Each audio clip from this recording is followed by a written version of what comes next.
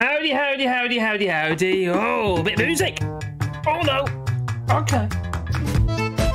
Oh, well, I think I'm, how to put it, politely late. No, a little bit late, as in 4 minutes late. Well, I could have been on time, but I wasn't. I started fiddling with things. Not that thing, no, I started fiddling with stuff. Howdy, howdy, howdy, howdy. And, oh, a bit of music again. Oh, no, let's turn it off. There you go. Every flipping week I do that. Anyway, I hope everyone is well, and well, it's been quite an interesting week or two, hasn't it?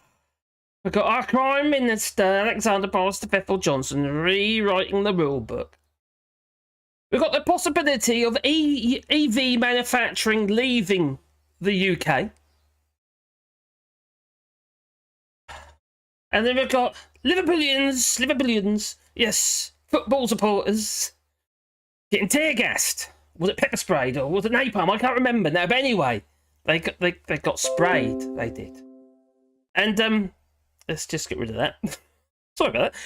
And oh, but that's not the end of it. That's not just going to be that. No, there seems to be a change in attitude towards British football support, England, or football supporters from England, or the UK in general, actually. It shouldn't be. It should just be England. Sorry.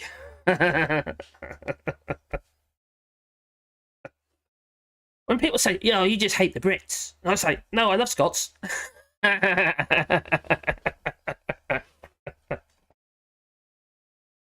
Stops them in the tracks, as it does. Well, it's all been happening, like I say. So I hope everybody's well. And who have we got here at the moment? Oh, we got people. Oh, there's people here. Oh, they're coming to see me. Oh, you poor things, you. Okay, so who we got? Oh, my giddy aunt. Got a few. And we got at the moment. We have got 23 people here already. Gingers, Brian Maguire, and Lucy Willis. And Mad Monk 33. IDI buddy. And Purple. Barney lives. Who else we got? Joa, hello, Joa. I hope you got your cat sorted out. Got a cat, yeah, made it all cat friendly and that. And Derek McCall. Oh, would the intro to Overkill do? I have that handy. Oh, have you? Okay. I just got what I've got to worry about, you know, copyright and stuff. They're fussy, them YouTube lot, you know.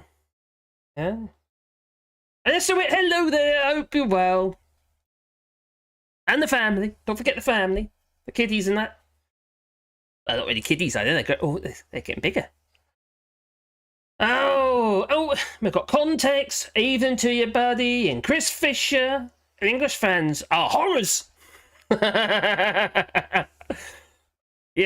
But there's not all of it. The unfortunate thing is that everybody gets tarnished with the same brush, just like Brexiters. They're all the same. Actually, I think they probably are. All flat earthers and all Brexiters are. They are. They've got to be, haven't they?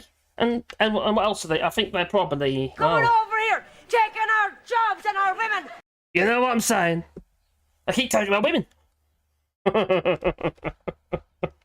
I wonder why that is. It's got something to do with the members. Oh, not those sort of members. No.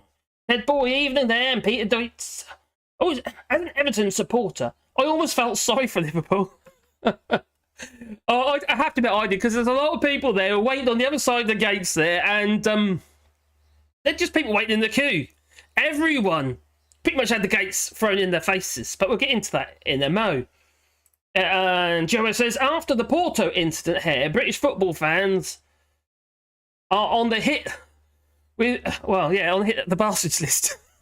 Oh dear. Oh my god. We have got a bit of reputation. I'm not one to enjoy football. I told you this before. Yeah, I've been to 2 football matches in my life, and both times it was in the box, and that's just because it's a free ticket. Other than that, I've never ever been. No. Sorry. Marguerite, hello there. The Euro final in Wembley was a disgrace. It was. Where's Wally? Well, he's around here somewhere. He's probably. He might come down later. At the moment, he's probably gone upstairs with Caroline. Because Caroline's, for some reason, she's turned her TV off. I set the volume be too high. But this microphone, it doesn't really pick it up, to be fair, because it's directional. And but she's disappeared upstairs. Before I can say, don't worry, but that's fine. She's actually just turned the TV off because the living room's just there, you see. Well, yeah, Marcus, the Euro final, Wembley was a disgrace, that it was. And what about the other one where they were lighting their farts? Yeah. So dangerous. Not good for the ozone either. Hello, Santos, the player. Are you a football player by any chance? Hello there. Well, we'll get into it in a moment. Good afternoon. It's 4 p.m. here. Oh, crikey. Whereabouts are you, Santos, the player? Are you in Mexico or somewhere like that, maybe? I don't know. Like somewhere in South America, maybe? 4 p.m. Oh, no, because that'd be about 8 hours difference, wouldn't it? So it won't be that. No. Yes. I've got tickets for Scotland versus Ukraine game on Wednesday. Where's that going to be played then, Mad Monk? Because I don't know. Because don't follow it, you see. Is it going to be in Kiev? Maybe Mariupol? No? Oh, in Brazil? Okay, Santos. Santos, the player, is in Brazil. We've got something from Brazil. Say hi to Brazil. Hi, Brazil. How do you feel about your president? No. Say them all. And Orkbish. Hello, Orkbish. Even to you too. So yes, it's kind of been an interesting week. We've had the Sue Gray report, but it looks like it's been doctored. Yeah, it was edited before it went out. How come Sue Gray hasn't... Well, I thought she'd have leaked it. That's what she should have done. No. Oh, at the very least, hang on. That's not what I said. She didn't say that either. Don't be a plonker all your life, Rodney. No, she didn't. Hello, Andrew Palmer. Hi. And Heather Hanks. Hello, Heather. Hope you're well. Oh, she's a Star Wars fan. Oh, got my Star... Oh, you probably see my Star Wars over there. Oh, yeah. I'm like more old school. Although I have been watching Mandalorian. I did watch all that. And I understand, Heather, you did tell me that,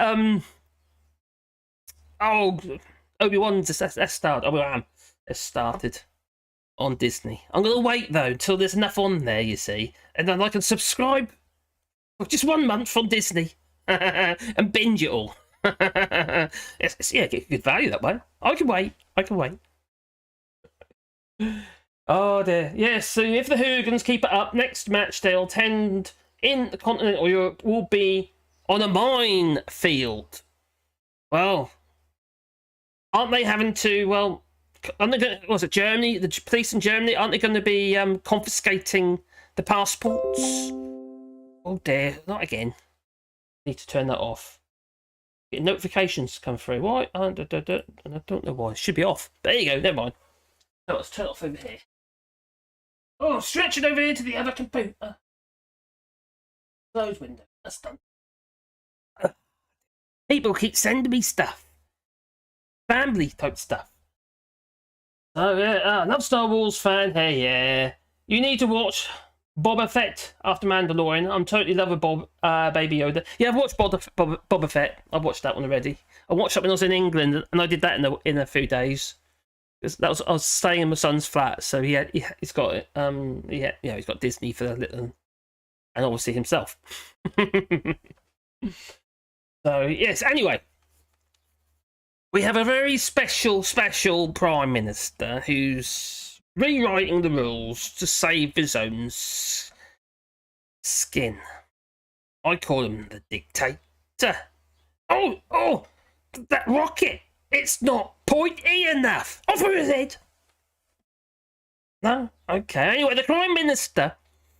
He faced a barrage, he did, of criticism, and after he had amended the rules on Friday. To make clear that ministers will not always be expected to resign. That's him. For breaching the code of conduct and under new sanctions. Well, they could apologise or temporarily lose their pay instead. Oh, okay. Lock them up, that's what I say. Just lock the bugger up. Handcuff them. And get that old pointy pineapple and shove it clearly up his... yeah. Little Nicky. Lucy Willis, why did you add tater? Oh, as in dictator. Ah, ha, ha, ha, ha, ha, ha. Oh, yes, I get it. Yeah, okay. Yes, he is just a... Hang on. Dictator, okay. Anyway, so, Alexander Boris Pfeffel Johnson, Kipper. him. Well, he blocked his independent ethics chief, Christopher Geit, from gaining power to launch his own investigations and rewrote the foreword. Feel the force I'm feeling around it. you. I'm feeling it. Oh, Santos Play. Oh, thank you very much from Brazil. Oh, cheers, buddy. My dear, I like your videos very much. Thank you very much for every single video. Oh, cheers, buddy. Oh, it's very kind of you. Yeah, I've actually started uploading. I've uploaded some more videos today, so there will be. I'll try to get back to kind of normal. I had a bit of a bad week, if I'm actually honest about it. So I didn't upload any videos this week. I did one Sunday morning, then I did my live stream.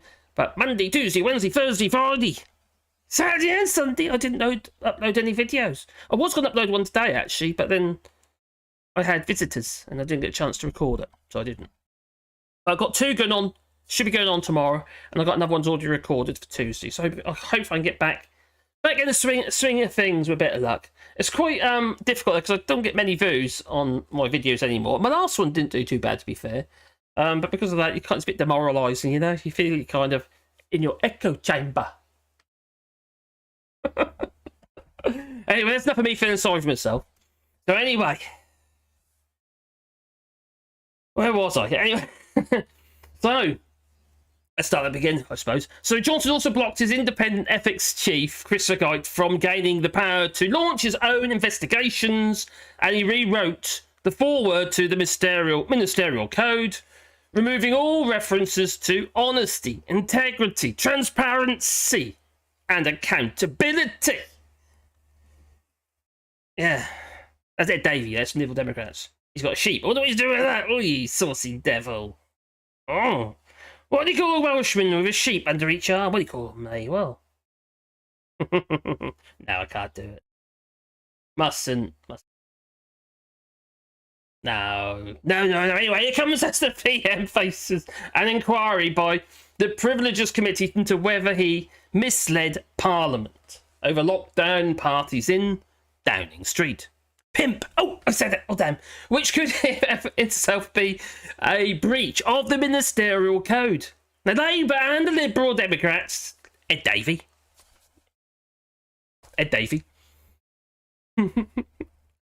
Well, accuse the Johnson, Alexander Boris Pfeffel Johnson, you know, Pepper Pig Johnson, that one, of rigging the system to get himself off the hook.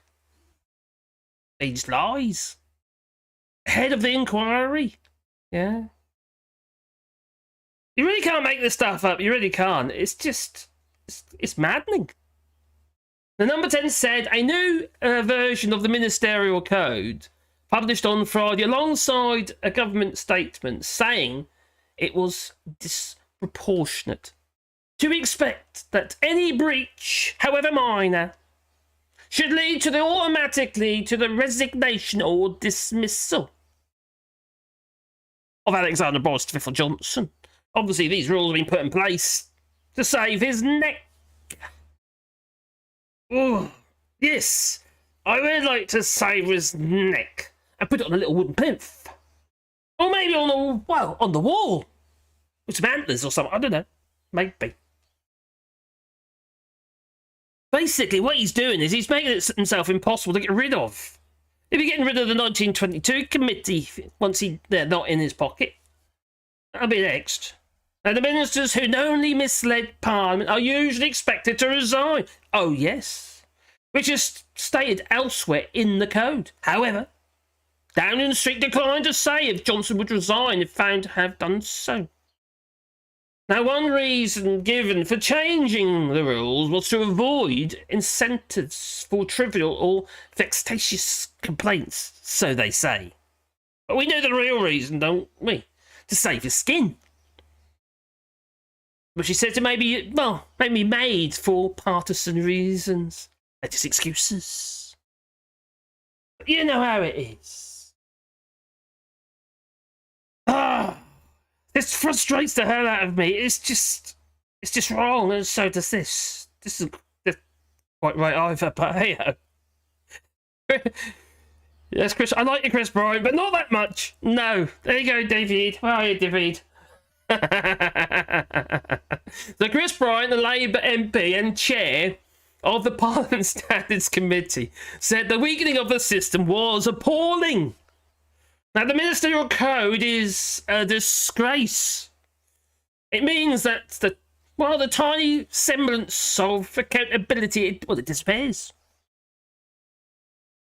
Now, if you break the rules, just rewrite the rule book.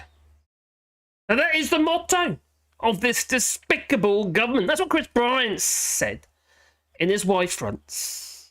Oh, my giddy hard. Oh, what a saucy devil that he is. I have to go give him his dues. Hello, Wally. He's come to say hello. It's Wally. Hello, Wally.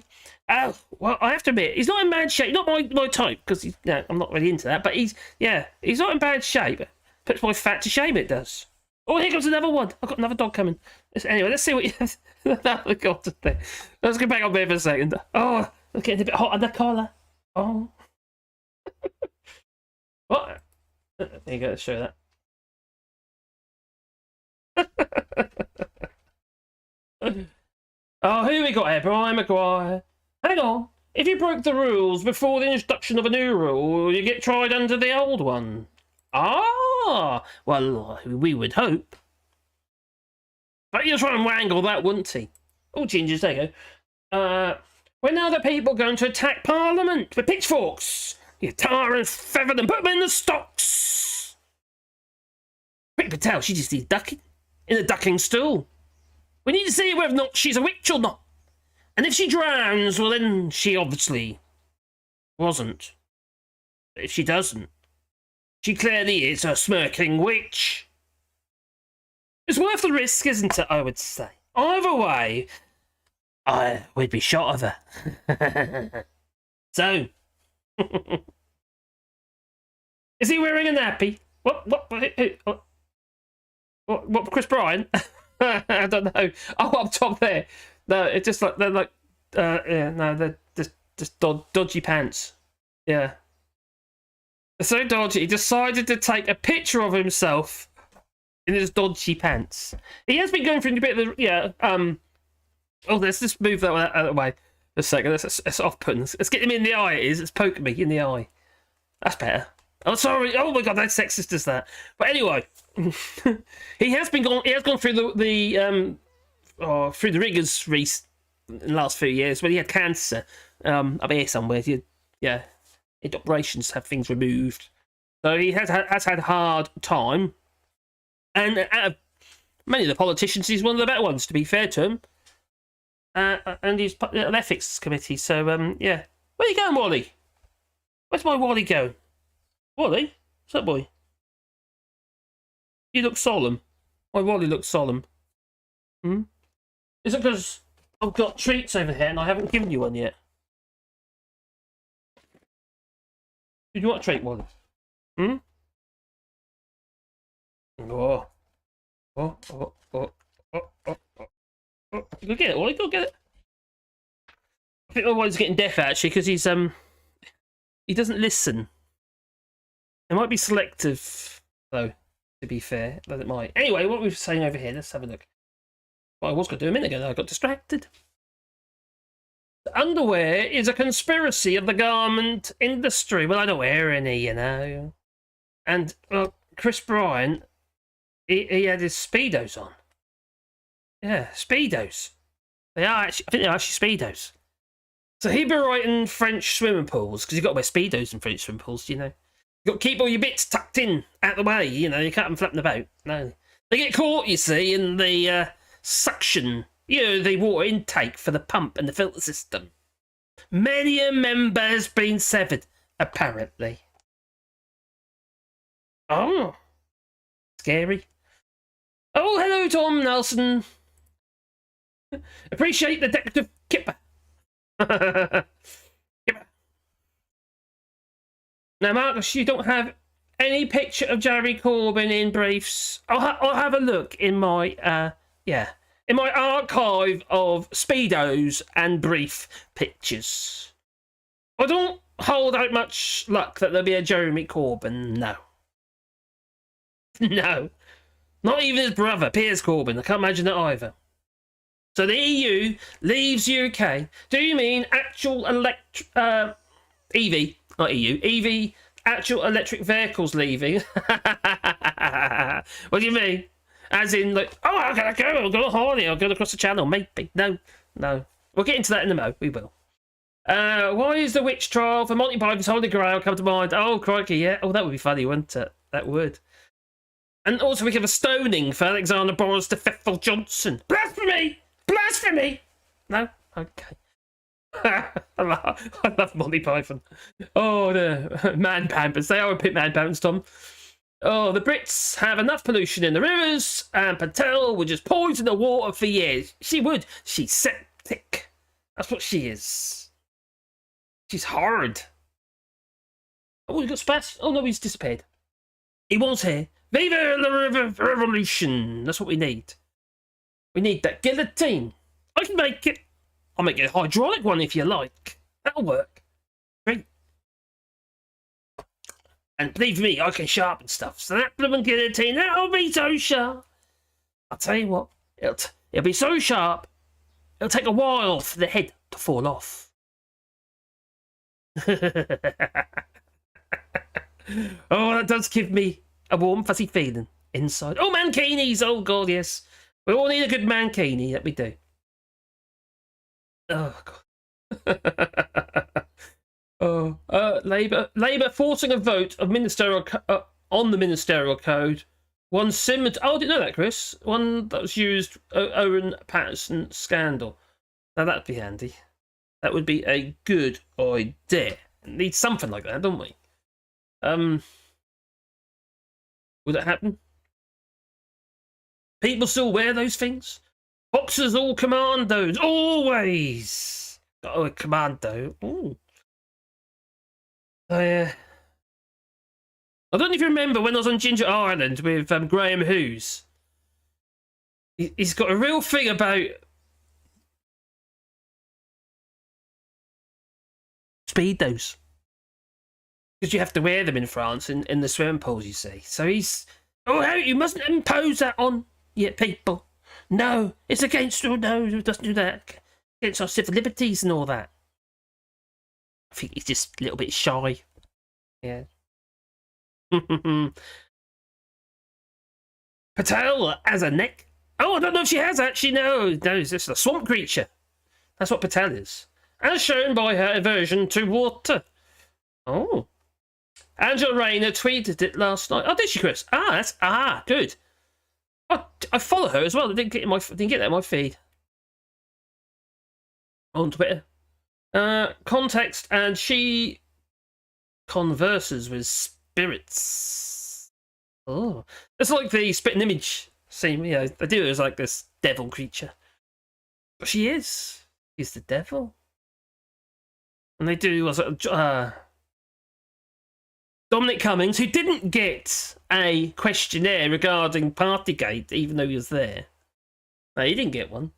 Maybe because they're worried they'd have to decipher his message. He writes in some kind of code. I follow him on his blogs and stuff because I kind of have to, and it's quite hard to read some of his stuff. It's bizarre the way he writes. Typical sort of Dominic Cummings fashion. Oh, Anne Widdecombe in the bikini picture. Oh, I'm sure I got one of them somewhere. Oh no, please no. Okay, I won't then. The Dean Dorries clearly is a witch. Oh, she is. And the Prime Minister tells the truth. Well, we know that, don't we? That's what she reckons. So she tells us. Oh, blimey. That woman now. Can't live with her and he can't live with her. Is she single? I don't know. I'd understand if she was. Something weird about her as well. She looks straight through you. I think she's a little bit cross-eyed. That's probably why. Did you just volunteer to sharpen la raison nationale? Oh, I'll do it. It'll be super sharp, that it will. I'll even peen it. That little micro bevel on the end and own it. But what I won't be doing is taking off the burr with my palm hand like I normally do. Like that. No, I won't be doing that because my hands aren't big enough. No. So we sure these Boris and friends aren't all just CGI from Hollywood. Maybe. Maybe they were in episode 1. Some of the worst CGI ever. Now, Dominic Cummings would have had to drive to Barnard Castle before attempting to read the form. Is that in between getting an eye test and peeing up a hedge somewhere?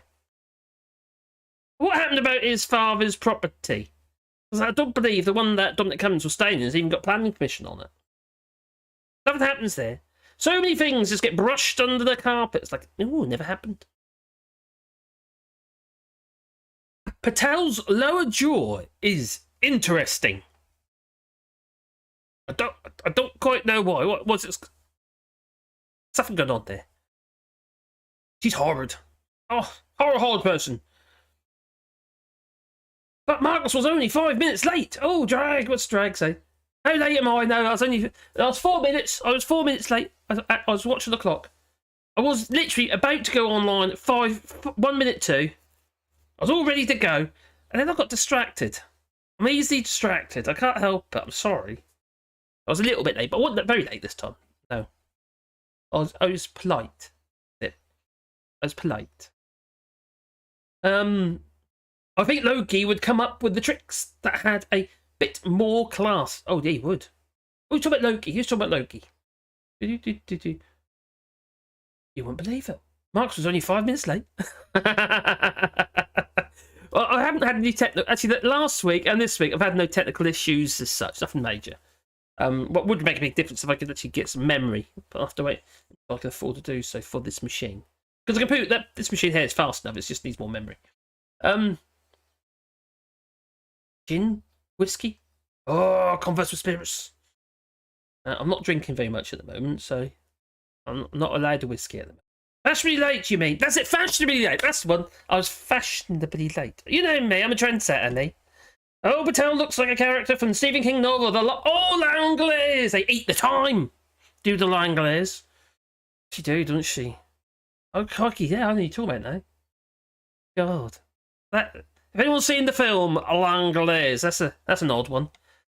Yeah, it's one of them films that's it's a really bad film as a film, but it's intriguing. You tend to watch it all the way through, even though the film's terrible. That's a story of Stephen King, and that's why. And Atta's jawbone is also interesting.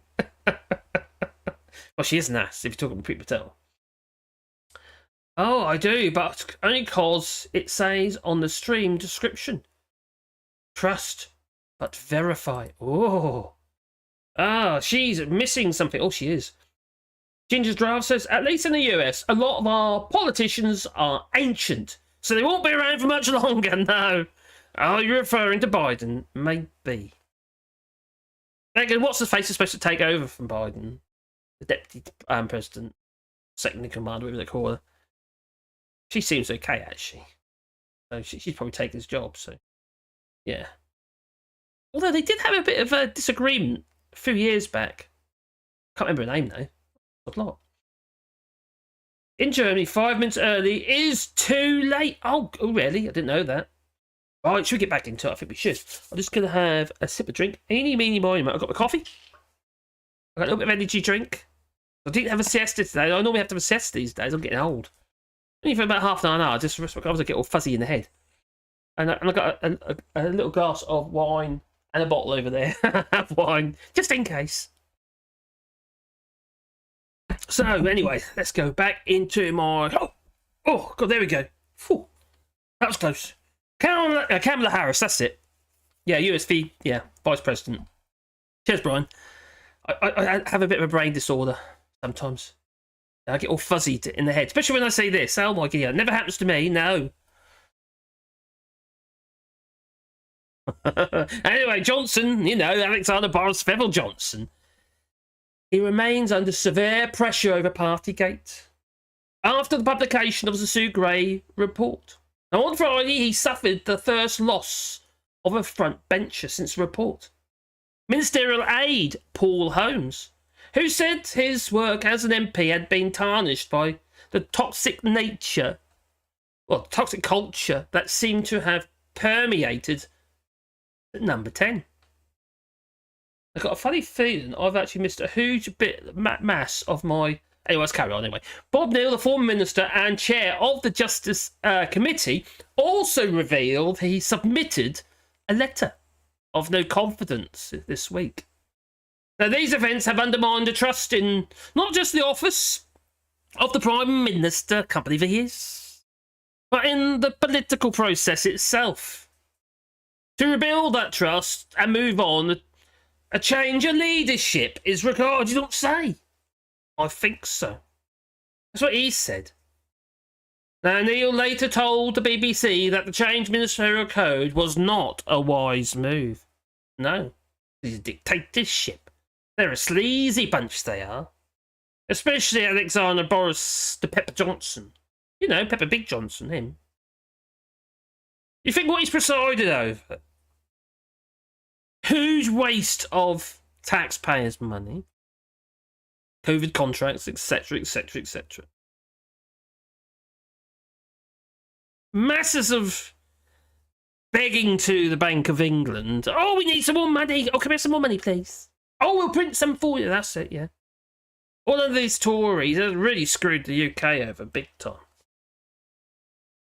So anyway, with growing fears in the Conservative Party that the 2 by-elections next month in Tiverton and Wakefield, new modelling from YouGov found that of 88 battleground constituencies, the party took from Labour in the last election, or holes with a majority of less than 15 points. Just 3 would remain in the Tory hands. Bring it on. Among those that could swing is Johnson's own seat in West London. And we're going to lose. We deserve it, they said. Is the view from inside the Tory party. But they don't speak out in public. No. They keep stum.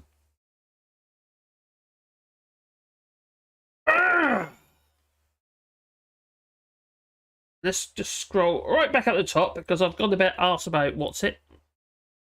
Probably because I've got 2 dictator pictures on there. That's what it is. It's confused me. It's easy done. Well, football. Who likes a good bit of football? Because I'm not that bothered, really. No. Anyway, we just had what happened over the weekend regarding the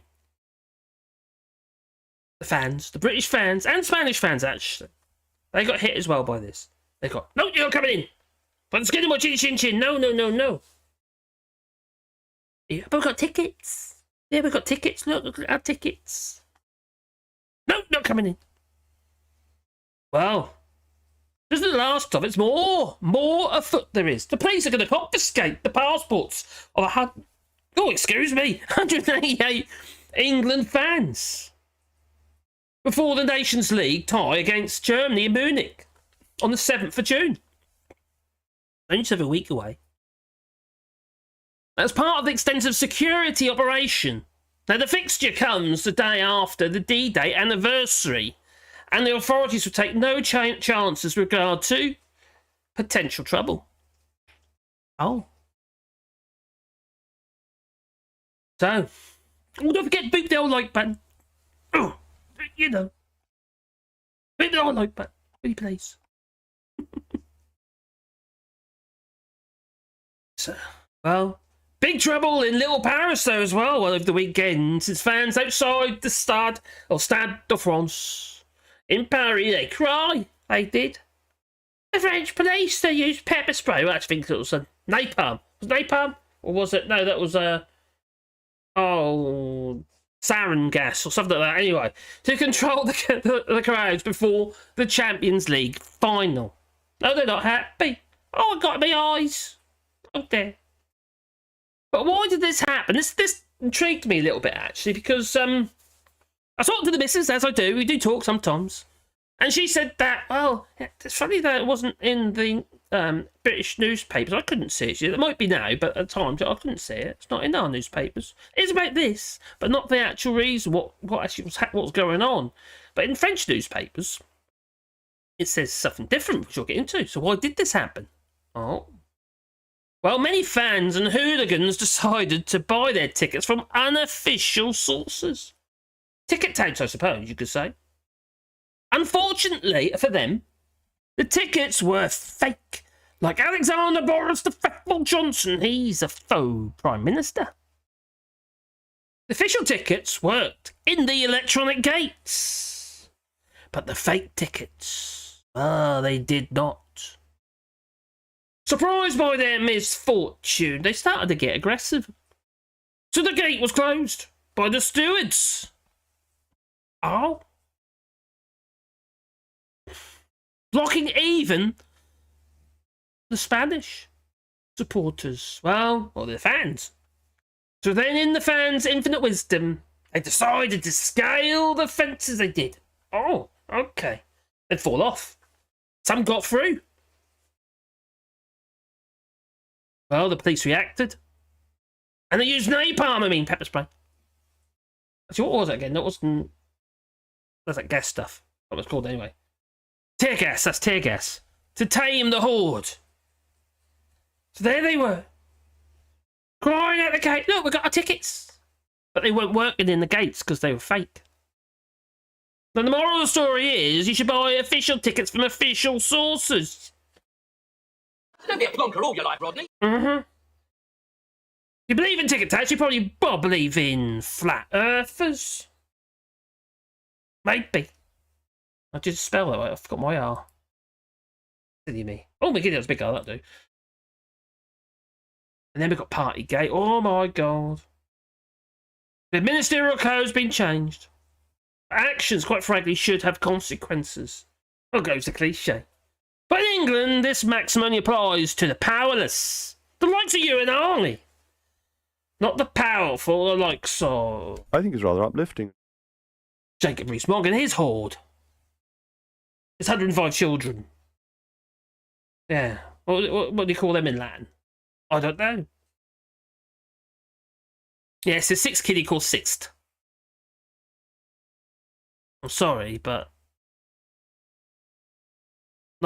It's not a native name either, is it, to use that excuse? Well, the nurse who helped bear the horror of the pandemic was fined 10 grand for a socially distanced protest against her real terms pay cut she faced consequences. So did a woman fined £10,000 for releasing balloons for her dead father-in-law. 10 grand for releasing balloons. Was it a balloon of Alexander Boris the Faithful Johnson by any chance? Like the Trump balloon? The blimp? Well, I wish. At least it'd be worth it. But for those charged with designing, implementing, communicating the rules via a free crossword, slogan, not so much. No, they get away with it. And those who like to have, pile their bodies up high, they get away with that as well. This man is not just a disgrace, he's just evil. Along with the rest of the front cabinet. Or the one front cabinet member he's left. He's not had enough of this. I know he is, I think he was the minor cabinet member. I can't even say it. From Germany. They're from Germany. Ticketatorship. Is that right? Ticketatorship. Oh, Gideon. Ticketatorship. Ticketatorship. Oh, try to say that quickly. By God. That's terrible. Tear gas. That's it. Tear gas, Brian. Cheers, buddy. Oh, dear. So anyway, according to the Sue Gray's report, while the country was subject to severe lockdown rules that banned hugs. Yeah. I just remembered something. What have I got? Have I got that? Oh, I have. Of bunny hugging. Yeah. Them as well. Fornicating, except for those in number 10, not excluding the blonde Boris Mutant Variant, or should we just call them the Pox? Ugh! I hate him! I do! I don't hate many people, but I really hate this man. He reminds me of my brother-in-law. But he does. Oh! Yeah. Sociopath. A dictator path. Anyway, number 10 officials, well, they drank beer and Prosecco until they vomited straight from their newly imported fridge. Spilled wine down the walls, probably peed at them as well. Broke the child's swing, organised events cutely named Wine Time Friday and Wine and Cheese Evening. But there definitely was no wine or cheese.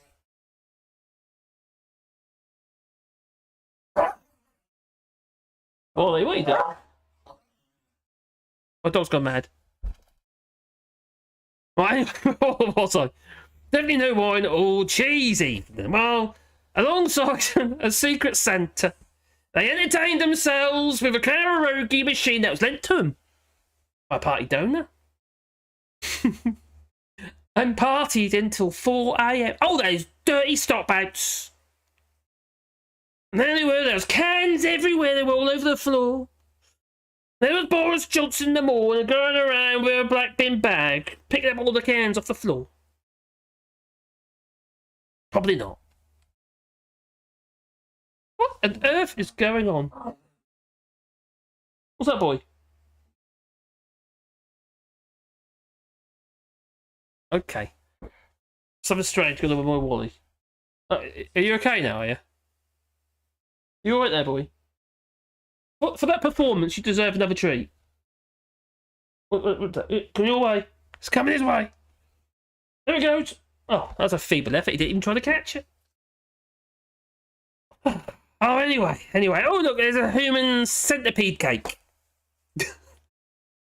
Has anyone watched the film The Human Centipede? No one even mentioned it last time when I mentioned The Human Centipede. Someone must have watched The Human Centipede. There's more than one as well. There's more than one. Oh yeah, Bunny File. Oh my giddy aunt. Oh. Of bunny hugging. Oh dear, there's a bit of a buzz on that one. Right, okay. What are you saying? Oh, it's all jumped away. Come back. Why does it do that? Hey, come back over there. Over there. That's good. All's good. Right. Okay. Let's jump away from the human centipede cake for a second. So just keep up with the chat.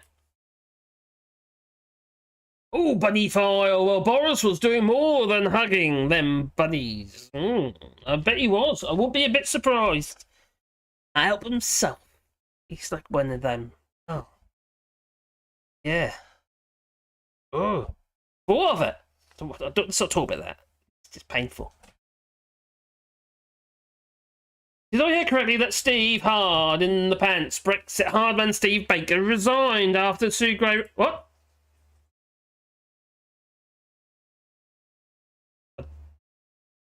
I don't know. I don't know, and I don't think so. You talking about Steve Gray or Steve Bray? The man with the horn, or are you talking about hardman Steve Baker? He wouldn't. No, he wouldn't resign, would he?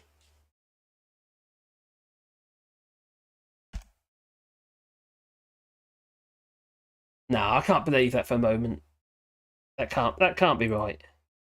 You're winding me up. You're winding me up. Huh? Steve Baker. Nah. Well, he resigned in 2018. According to this, that's the news. No. Well, it ain't coming up, so I don't think so. That'd be everywhere, that would. That'd be everywhere. No, I think you're just winding me up, aren't you? I was excited for a moment then. Excitement I get, you see. My life is, well, that's a bit sad, really. Okay. If the narcissist does not like to lose the games... You must feel the force around you. Oh. Brian Maguire, oh, cheers, buddy. Oh, what are you saying? I've every wild and buy more spirits to converse with. Oh, what we can do with that? I'm really. I was talking about earlier in the earlier stream.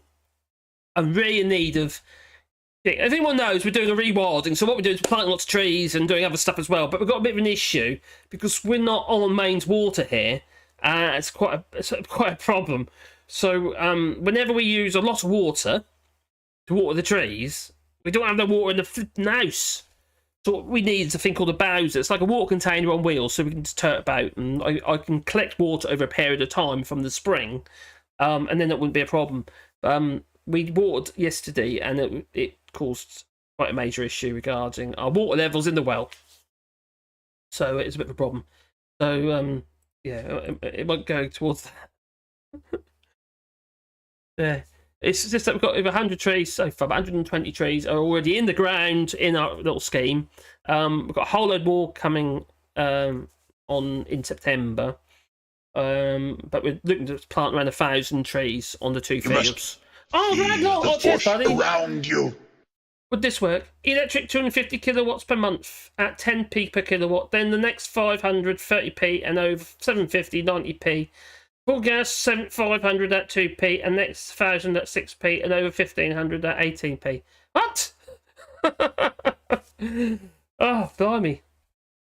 254 kilowatt hours per month at 10p per kilowatt hour. I wish it was. And the next 530p. Oh my god. You lost me there, buddy. Blimey. That's lots of numbers. Thanks, buddy. MP. Oh no, I see your point at the 5. I get you. Oh, you must be a mathematician. Yeah, I'm trying to, Ezra. Yeah, we keep doing that, and I keep propagating more trees. As you know, we bought a load as well.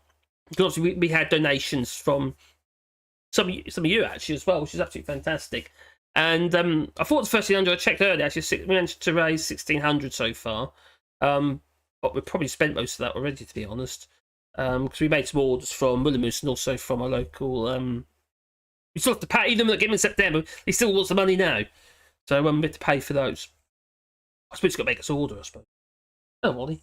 And the whole point is, it's not just about planting trees is going to take, because you're talking about pinprick of a difference. Regarding obviously the environment in the sense of carbon capture and stuff like that, it's hardly anything, obviously, as we go around the scheme of things. But what we are really keen on is providing habitats for the creatures. Because now, me and the missus, when we went for a walk today, we went through the woods. When I did a live stream a few weeks ago, when I was walking through the woods with my camera, live streaming. Anyway, that woods, we found this flipping great clearing in there now. The farm, I don't know if it was a farm or whoever it was, they've chopped loads of trees and oaks, all been chopped down, in a clearing in the middle of the wood. You can't see it from the road, no, you have to actually go into the wood to find it. So I'm hoping that what little that we plant can actually help compensate a little bit for some of these lovely trees that have been removed. And where it's been done, it's only been done for the purpose of timber. Because oaks for start, and obviously all the smaller growth we use for firewood. So it's just a shame. It's just it's sickening really. So even though we are fairly rural here, doing what we have done so far, we've seen a huge uptick of wildlife in our garden. Not just the birds and stuff. We had a flipping coin poo. After I did that stream earlier today, I came in to see the missus, and have a chat with the missus now. Anyway, I came in the house, went back out again to grab a camera, get my phone and stuff that's on the stand, and there's flipping koi poo on a shingle driveway. It froze, stared at me like a little beaver thing, stared at me, and then it scurried off. The thing is, all our land is fenced in. I don't know where it's heading or where it's come from. Yeah, koi poo. Seen them before, but never on our land. No, because we haven't got any close water for start. But anyway. Oh, and if you want to contribute, there should be a link in the description down below, and it's a GoFundMe link. And it's in most of my videos actually. If anyone wants to contribute via that, that'd be brilliant. And that's this for our rewilding project, so It's like anything, nothing's free, is it? You know, it's costly to do, but 1,000 trees, there's quite a few trees we're putting in, because we've got 2 hectares here, and it still gives us a fair amount of clearings. But so far we've got a mixture of trees. We've got a few a variety of different random stuff as well, like black alder and other stuff as well. But also the main stock trees that we've planted so far are birch, silver birch, what else was that? Hazels, oaks, acacia, limes, whole load of fruit trees. I think we've got about 25 fruit trees in our garden now. Obviously, we're not going to eat that, but I tell you what it does do, it does provide food for the birds, yet again, so that's great. Also, we're putting a load of thornless varieties of blackberry as well, and various other fruiting canes and stuff in the wooded areas that we're doing. So it's all about trying to create the food and habitat. Yeah. And we need to find I need to make a hedgehog house as well. Just to let you know, because we've got a bread oven, and it's like an very old bread oven, but the front part of it is like a shed, like a brick shed. Anyway, we keep it all out like a little mini outdoor kitchen, and underneath there we've got a hedgehog family. We can't disturb them at the moment, but they got moved because they used to be under our deck, which rotted, so we had to remove that. And they found this hedgehog family, so we migrated them to somewhere else. Anyway, they decided they'd rather be inside the bread oven room. So yeah, outdoor kitchen. So yeah, we're surrounded by animals. It's lovely. We love it too, because obviously to wake up to the birds and stuff like that is absolutely fantastic. But they seem so happy. But they cost us a fortune in bird seed. At the moment, we're using about 5 kilos a week of bird seed. At the moment, because they're all nesting in our nester boxes and bird boxes, so they don't seem to want to go anywhere. They just peck on the windows. Hippos. If there's nothing in the bird table or in the hangers or in the feeders, the hippos, what they do is they're banging on the bathroom window or downstairs back door window. Peck, peck, peck, peck, peck, peck. Come on then, where's the food? They're hungry. Oh, sods. They're right characters, I'll tell you, little hippos.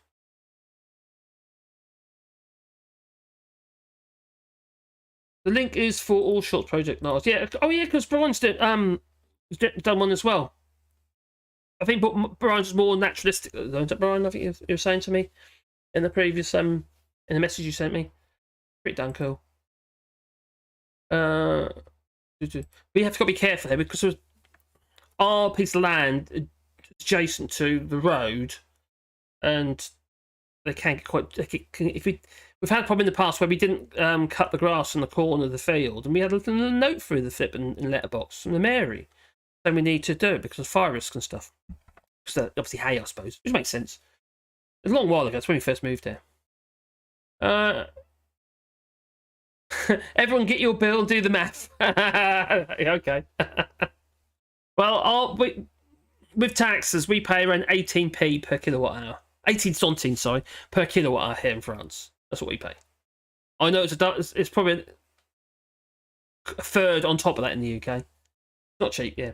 So Lucy, I think Pretty Patel will sing "Wanna Be" with the Spice Girls in the karaoke. Oh, can you imagine that? Oh, what a scary thought that is. Howdy, Jean Garvey says, the tax bands have utility price bands. Ah, they do. The answer is quite simple. The other thing for us is we've got solar panels as well, so we don't use much electricity from EDF. Most of our electricity is we use via the solar panels. I'm sure with self-consumption, so that's quite good. The idea to provide needs before wants, resource management. Yes, that is the problem where I see it regarding needs and wants. If you're talking about China earlier, and on the earlier stream, and we buy a lot of stuff that we think we need, but we don't need. We're fueling a lot of the environmental issues because we buy stuff we don't need. Like even going to the supermarket, buying food in packets when really we could just take it off a shelf. If it's possible in the UK anymore, I don't know. But in France, they're banning very soon. I think it's June. Might be this month actually. Yeah, June or July. They're banning single-use plastics up to 1.5 kilos. I think anything over that you can put it in packaging. Other than that, it's all got to be loose. So that's gonna cause a bit of strife for the supermarkets, I'm sure. Oh, I'm sorry to hear that, Duke. My dog has bloody hurt herself. Oh no, what's happened? Brian Maguire says, ours is to hold the earth on the hillside. Oh, I see. It will expose a lot of Japanese dead... What? It will expose a lot of Japanese dead soldiers who were killed during the Second World War. Oh! Alvilver Trail. I've heard that before. Oh, I didn't realise that. Actually in Germany, aren't you? Well, that's pretty cool. Well, sort of cool, but you know what I mean. Yeah, because obviously all the roots and of the trees and that, especially if you're doing a proper rewilding where it's yeah, it makes a lot more sense. I think you were saying you've done a lot of self-propagation as well, didn't you? So David wants to know if I've got any pictures of Gary Barlow in a brief. I won't be surprised there is out there anyway, of Gary Barlow. He woke my homosexuality condition. You came out because of Gary Barlow. When you're 12 years old. Martin Byron says, welcome here, David Durago. Just buy us a few pints and have the crack. Okay. Plastic bags are a dying breed here in Portugal, I take it. Yeah, oh, okay, that's interesting. Cool. Needs to be. Isn't this plastic? We've been told not to buy plastic, anything in plastics, and now we get everything in paper. 17 trees get chopped down for every ton of cardboard. Out of the frying pan into the fire. That's what you say. Some states here are banning permission to ban single-use plastic. Really? That's mad. Absolute mad.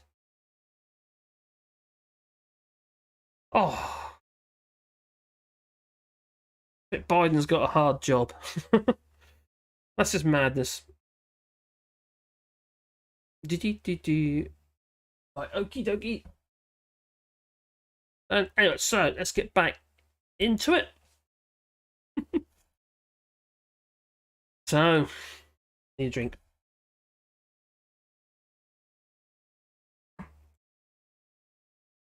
Oh, I fell back into the dictatorship. Well, they didn't care about what was right or wrong, but rather what was deemed a comms risk. Yes, they got found out.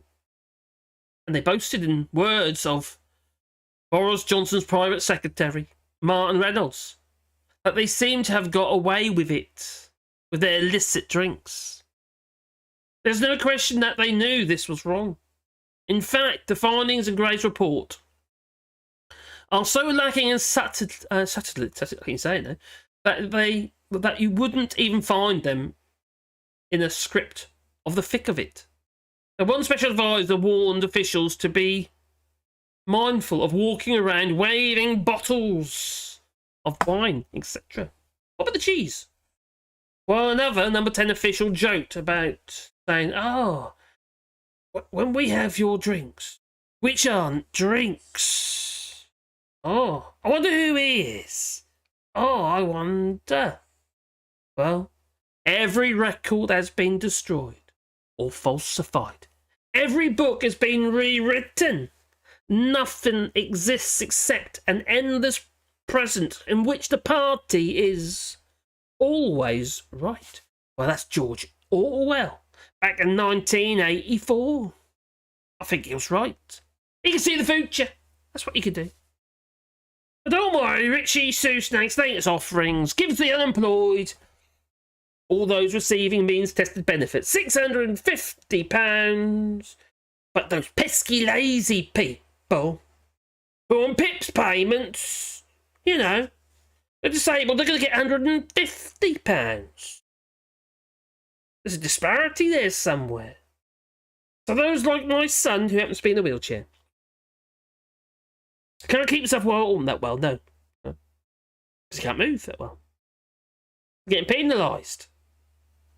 The pensioners will get £300. I know, they should get a job, quite frankly. Or maybe 2. While this is all going on, you've got Richie Sue Snake, the non-dom, now on the rich list. Him and his wife. Oh, bottom. Oh, they're poking their eyes, they are. Well, the temporary profit relief is given to every property. Doesn't mean, Richie Sue Snake is going to get £4,800. Or here's 12 homes. I wouldn't be surprised. Or will he donate it? You know, smart and all that he is. Now, everybody will love him now because of this. Just like they did regarding the furlough. It won't take long for them to say, oh, he's not Richie Sue, I don't like him, no. 500,000 he spent of taxpayers' money on his image. What did they do? Cut his hair? I don't know. Well, this is going to all be paid for apparently by a windfall tax. That's not a windfall tax for the Conservative Party on oil and gas companies, but that's countered by the tax cut. It said companies, that they get a tax cut if they extract more fossil fuels. But these Tories really think that we're idiots, although, quite frankly, I think some of them probably are. What is it about Johnson that makes you think he'll succeed? He's been proved to be a liar. He's a liar? Yeah, but... You like him because he's a liar? Yeah, because he's human. Because he's human. It could be worse. It could. Oh my god. It could be a lot worse. I don't know if I can do this to you, but you may have already seen it. I don't know. No, should I do it? I don't know. Should I do it? I'll do it in a second, I think. I'll do it in a second. Ugh. Anyway, let's just check the chat. Let's just check the chat. What we got going on here? Oh, context to go to bed. No, buddy. Time for a new Yes Minister. That's what we need. So much new content. Oh, they'll be busy. Have to be daily. Ignore the evidence of your own eyes and ears. It's everywhere. The evidence. Kill me now. Martin, add me, mate. Oh. Martin. Oh, what's going on over here? What have I missed? What have I missed? The price of waste paper has gone up due to COVID. Amazon is willing to pay a fortune for their packaging and boxes. Also scrap paper, so yeah. Any part of we all welcome, no matter what part you decide to move to. Aha! Cool. You have to plastic bags. It's 2 to 3 times more expensive, and soon they will be banned this year, I think. Oh, in Portugal. I won't be surprised. I know the answer used to be, oh, just recycle. Recycle! Got to recycle. And don't be wrong, we've got to recycle. If there's stuff there, it needs to be recycled. But if we didn't get stuff in the first place, we wouldn't need to recycle the stuff, would we? Quite frankly. And then you wouldn't spend all that energy to produce the stuff and to recycle it. I'm going to say it once. I've said it once, I'm going to say it again. Grow your own food. If you can, obviously. And those who do grow their own food, well, if you've got excess, if you've a glut, give some away so they don't have to buy food. What we do. Because obviously, when you grow food in it with so much stuff all at once, and if you can't process it, like for instance, I don't know, pumpkins, for instance, they're all rotten in the fields. They will be in the UK, but pumpkins, they're gonna, you can't really store them very well. You can freeze stuff, but you can't bottle them very well. No, they tend to go off. So yeah, not acidic enough. Tomatoes, though, oh my god, you can bottle them to your heart's content. Oh, we do. We've got to keep those oil companies, gingers in business. That's what it feels like. That's what they want to do. Should I sing Glory, Glory, Man United? Oh, if you must. I'm actually not bothered by the increased paper use, as long as the waste paper goes back into the soil and is not burned. Composting and soil creation is needed. That's a good point, yeah. And plastic pollutes the soil and food. Microplastics ends up everywhere. The thing we have to remember about, I know I said this a million times before, but if we've got to remember about plastics is unless it biodegrades into its original form, as in the raw ingredients. Okay, you could do something with that, but it doesn't. Most of these like pet bottles or anything that's how it degrades. Yeah, it breaks down into smaller particles of itself. So it's still plastic. It's not tiny little bits of plastic, and they get ingested. They're so tiny, and then they accumulate in the organs and stuff. Yeah, blocking arteries and stuff. Not great. No. Oh, got number 3. Hello, number 3. Hello. Hope you're well, buddy. I just realised. I'm like, what? How did that happen? Number 3. You just realised you're a goth? You don't look like a goth. You do war games and stuff, though, don't you? If I remember rightly. He's a human. You can't make this shit up. You really can't. It's just nuts. There's some crazy people out there. There really is. And talk about crazy people. Oh, we'll get into that in a minute. Oh, no worries, Mo Green, number 19. Well, dropping in a bit late tonight. I wasn't too late myself today. I was 4 minutes late. Better than 20 minutes. And, yeah, it's still streaming okay. We've got 47 people watching. Don't forget to hit the old like button. And if you want supports, you do that. There's a super chat down below if you want. Now, would it be easy to grow mushrooms in my bathroom? It's damp. Definitely. Do it. I know some... Oh, God, who was it now? Oh, someone who took the bath panel off and they grew mushrooms behind the bath panel. You just slot it in, you know what I mean? That's just, apparently they did really well. I didn't see it, but that's what they told me they were doing. Now, I've done mushrooms before and I did forget about it. I did it in a niche cupboard. It's literally just a cupboard in the wall. I forgot all about them. And I come to the door. There's like an explosion of mushrooms. You much need, really, to grow your mushrooms here because they're everywhere anyway. In the woodlands and what have you. I dug my garden, but I'm too lazy, so anything in it. I'm a plonker. Okay. Don't be a plonker all your life, Rodney.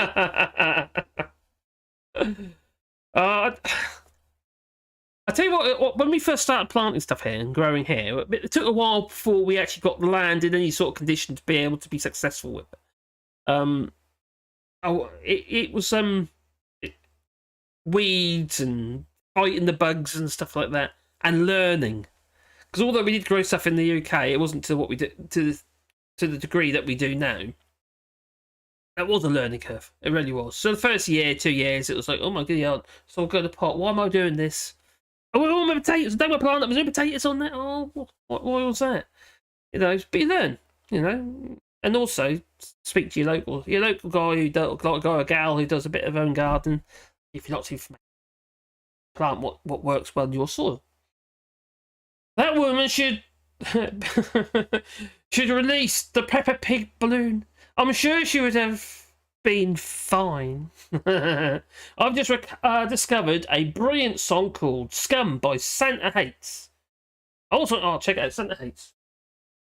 Right, Santa Hates. He also get a bite again.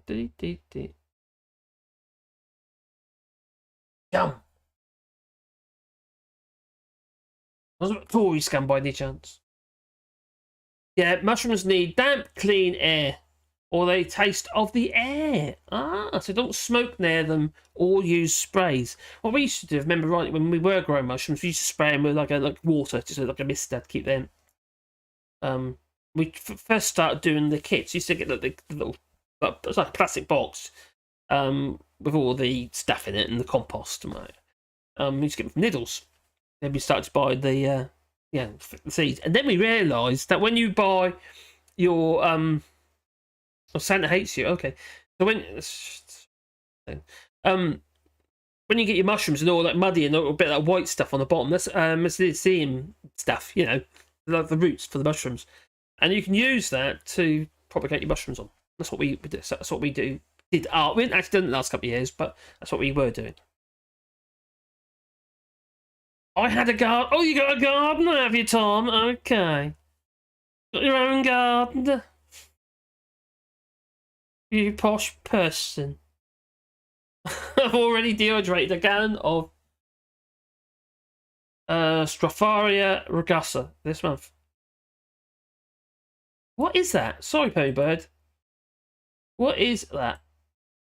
Stropharia rugosa. I'm not sure what that is. When you say dehydrate, you're using a dryer to dehydrate. Because we've got our dryer. We've got quite a good dryer with shells and stuff in it, metal one, or stainless steel. The only problem is it uses too much electric. That's the only thing. And they're running for such a long period of time. So what we started doing, if anyone wants to dry tomatoes, for instance, most sun-dried tomatoes aren't actually dried in the sun. No, they're literally just put into shelves and put on at about 50 degrees, 50, 60 degrees, and dried over a period of time. But what we found is that the energy used it wasn't worth it, even though we've got the tomatoes already. So what we did is we started to semi-dry them, so they're just rubbery, and not dry them all the way, and then just freeze them. And that works really well because there's no water hardly in them. You take them virtually straight out of the freezer and you just eat them like that. They're like little chews, little tomato chews. They're lovely.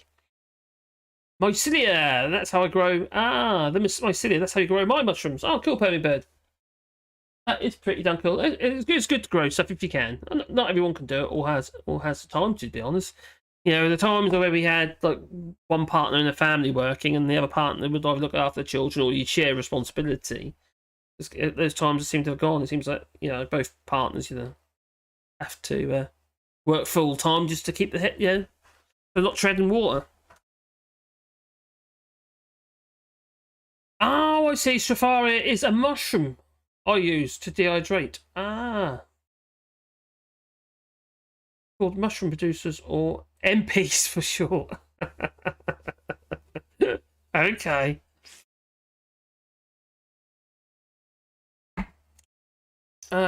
Historically, but did play Alter today. I prefer Christ. Oh my god, maps and umpires. Not sure. I'm lost. On down. The new London Tube line was opened. At what cost was that? And the Elizabeth, 18 billion or something. The Elizabeth line, it is in purple coloured, marked over the map.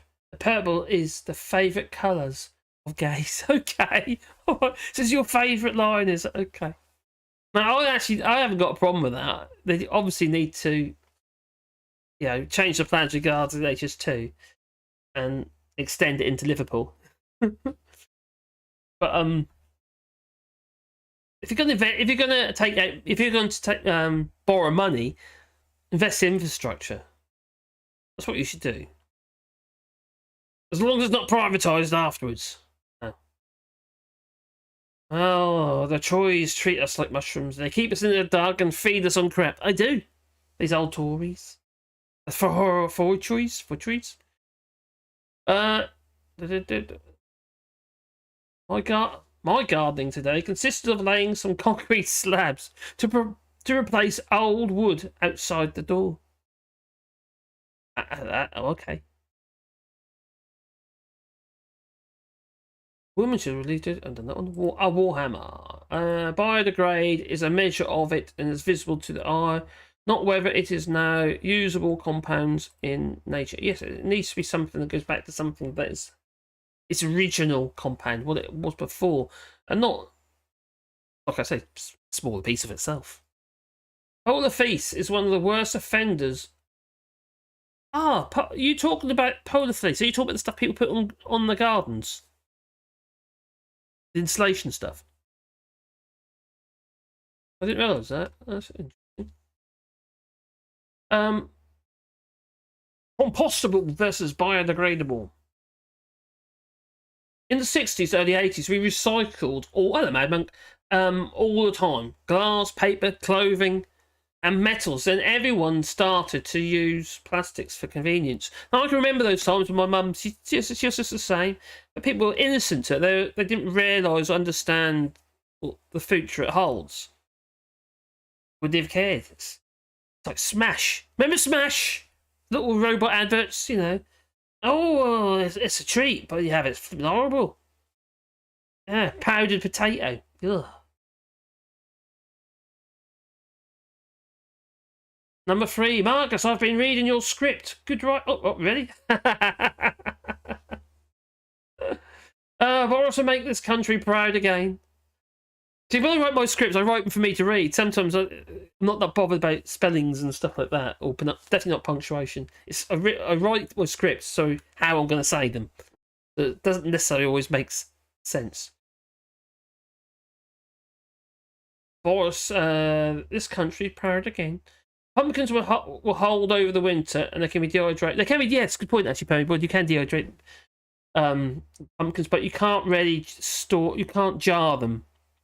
Anyway, I'm digressing. So you can't really jar pumpkins because there's not enough acid in them. They die. They die anyway. They're dead. Chop them down, but they're botulism. No, canning is when you actually boil your food in the jar. That's what you do. Anyway, I said I was going to show you something, What is it about Johnson that makes and you not think he'll succeed? that. He's been proved to be A liar. But we know that he can't help himself. Oh, this. You may have already seen that because it's been flirting about quite a bit. But it's just... Eyes! That's what get me, your eyes! This is how we're improving online safety. The UK is passing some new legislation to make the internet safer for the younger generation. It's effectively a framework to protect internet users from scams, illegal content and anonymous abusers. It will force big tech to stop their terms being breached and puts in measures to defend free speech. But is it true it will impact freedom of expression? No, we put in legal protections in the 19th section. Another thing we're doing through the laws we're passing is tackling online crime and cyber flashing. If companies fail to comply with the law, fail to protect the users that they're responsible for, the regulator Ofcom will have the power to fine. So platforms must keep people safe online. She did mic drop. What the hell was that all about?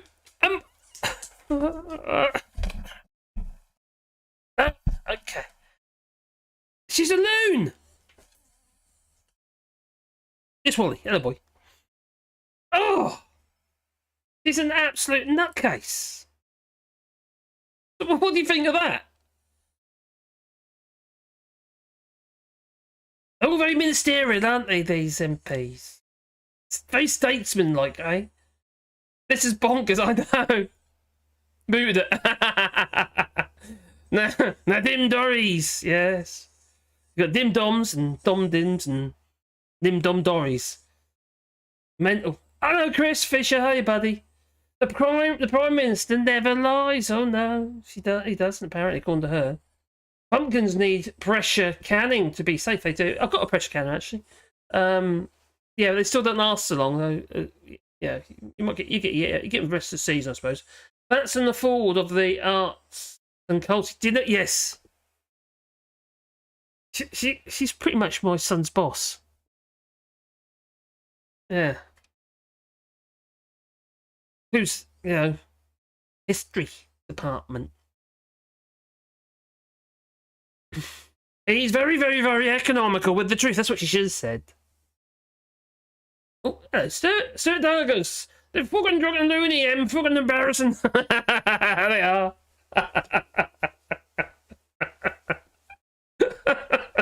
Is that how you get past the bot? They're a parody of themselves. I know, they're just, God, they're all right-wing nutters. Loose cannon says number 3. You ain't wrong, there's just something, not all the ticket. But they're getting away with it. And the thing is, they appeal to many of the Red Wall Tory vote, or the Red Wall ex-Labour voters, now Tory voters. They appeal to him. That kind of behaviour, you know. Prime Minister never lies. He's one of us. It's frightening and scary at the same time. That's pretty much the same thing. But a whole load of people, didn't they? They voted for them. 2019. What would her job be if she wasn't MP? Well, she used to be a nurse, and then she wrote sort of, saucy novels, romance novels and stuff. She's a loon. Mad Monk says, really? Why do these little Englanders vote for these? I really don't know what to call them. Yes. You can call them that if you like. That you can. Let's just start with... Kipper. That's a start. Oh, no, she wouldn't have a job. No. But she was selling books, novels and stuff. Brian sits up in the hope of getting... Oh, he does, yeah. Getting a treat, does Wally. The Prime Minister tells the truth. He told me so himself. That's about right. That's about right. The Dean Diary is the Sun newspaper in human form. Yes. But anyway, let's get back into there. Oh, let's do a coffee. So,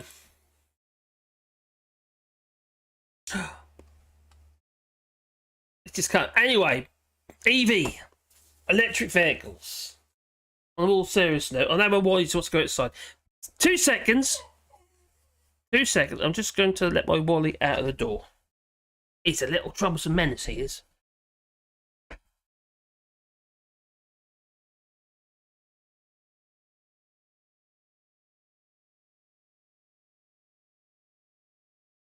I'm back. Ugh. There you go. I'm back.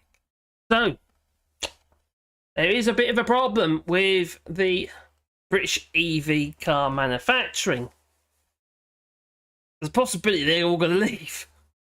Well, almost a decade after playing home to Europe's first mass-produced electric car, the UK is at risk of becoming a footnote in the global auto industry's shift to battery-powered vehicles.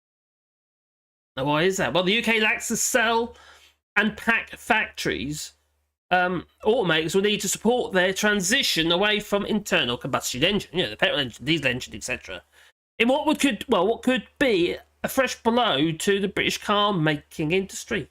Now, the country's top auto manufacturers such as Jaguar Land Rover, is in talks with technology company Esfault, energy technology company, about supplying batteries for a range of electric vehicles, and that it may assemble in Slovakia.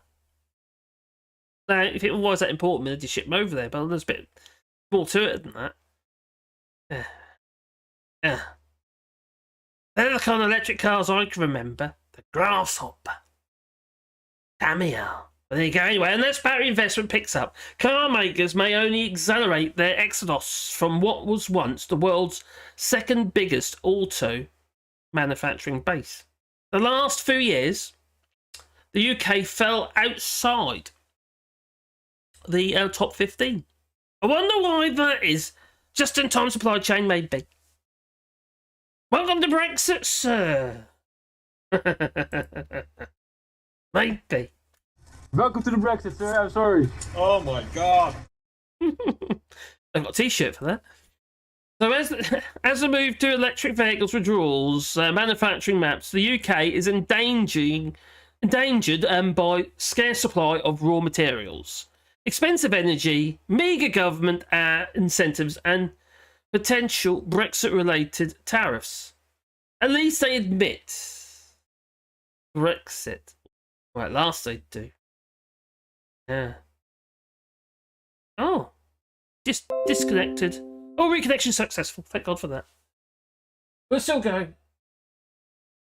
They've been driven out. Basically, they've been driven out. Boom, boom. So while the country has pumped hundreds of millions of pounds into battery technology research, this has spurred the minimum production. After all, you will need the rare raw materials, which is sourced abroad from Africa, but under the control of China. Yeah, they got 100-year contracts with China. China and various African countries, barium and various other ingredients raw materials, rare materials that are required for these batteries. Is that a Tesla? Is that quarter light too? It looks like it. Oh, well, to date, the UK has only one major plant in operation, and funny enough, it's owned by China's Envision Group. The manufacturer added production of longer range packs for the Nissan Leaf electric vehicles last year and announced plans to expand, though not until 2024 at the earliest. Now, electric vehicles, well, they pose a bit of a chicken and egg dilemma. Car makers are reluctant to build new factories or retool existing ones to make electric vehicles without a battery facility on site or nearby.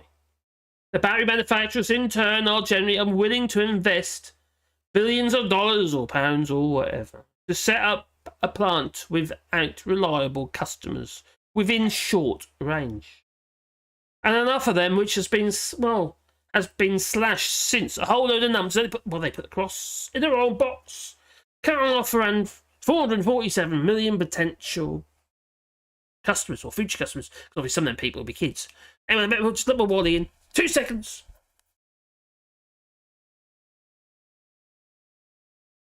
Hey! Come back, Wally. Come back. There we go.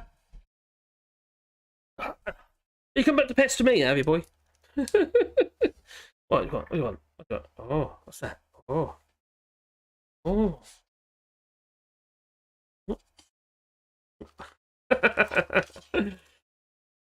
So yes, we kind of cut off. Oh, careful, Wally. Hang yourself. Wires everywhere. So yeah, so we kind of the UK is cut that connection from European Union. And just-in-time supply chains as well, it's a thing of the past. So the idea they're going to invest in factories in the UK, well, they'll be shooting stuff in the foot. Why would you do that? You look where your largest market is. That'd be the sensible thing to do, not the UK. The British Volt is among a handful of startups that have announced plans to build giant battery plants in the UK, but firm orders and manufacturing commitments are lacking.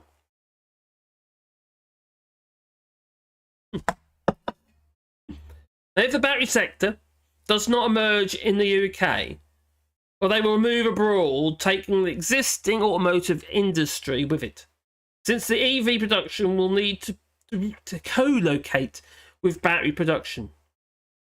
And that's probably going to be in the EU. Now, the UK's car industry has suffered many setbacks over the last 20-odd years, but Brexit has dismantled supply and demand. Let alone the lack of investment into the charging infrastructure.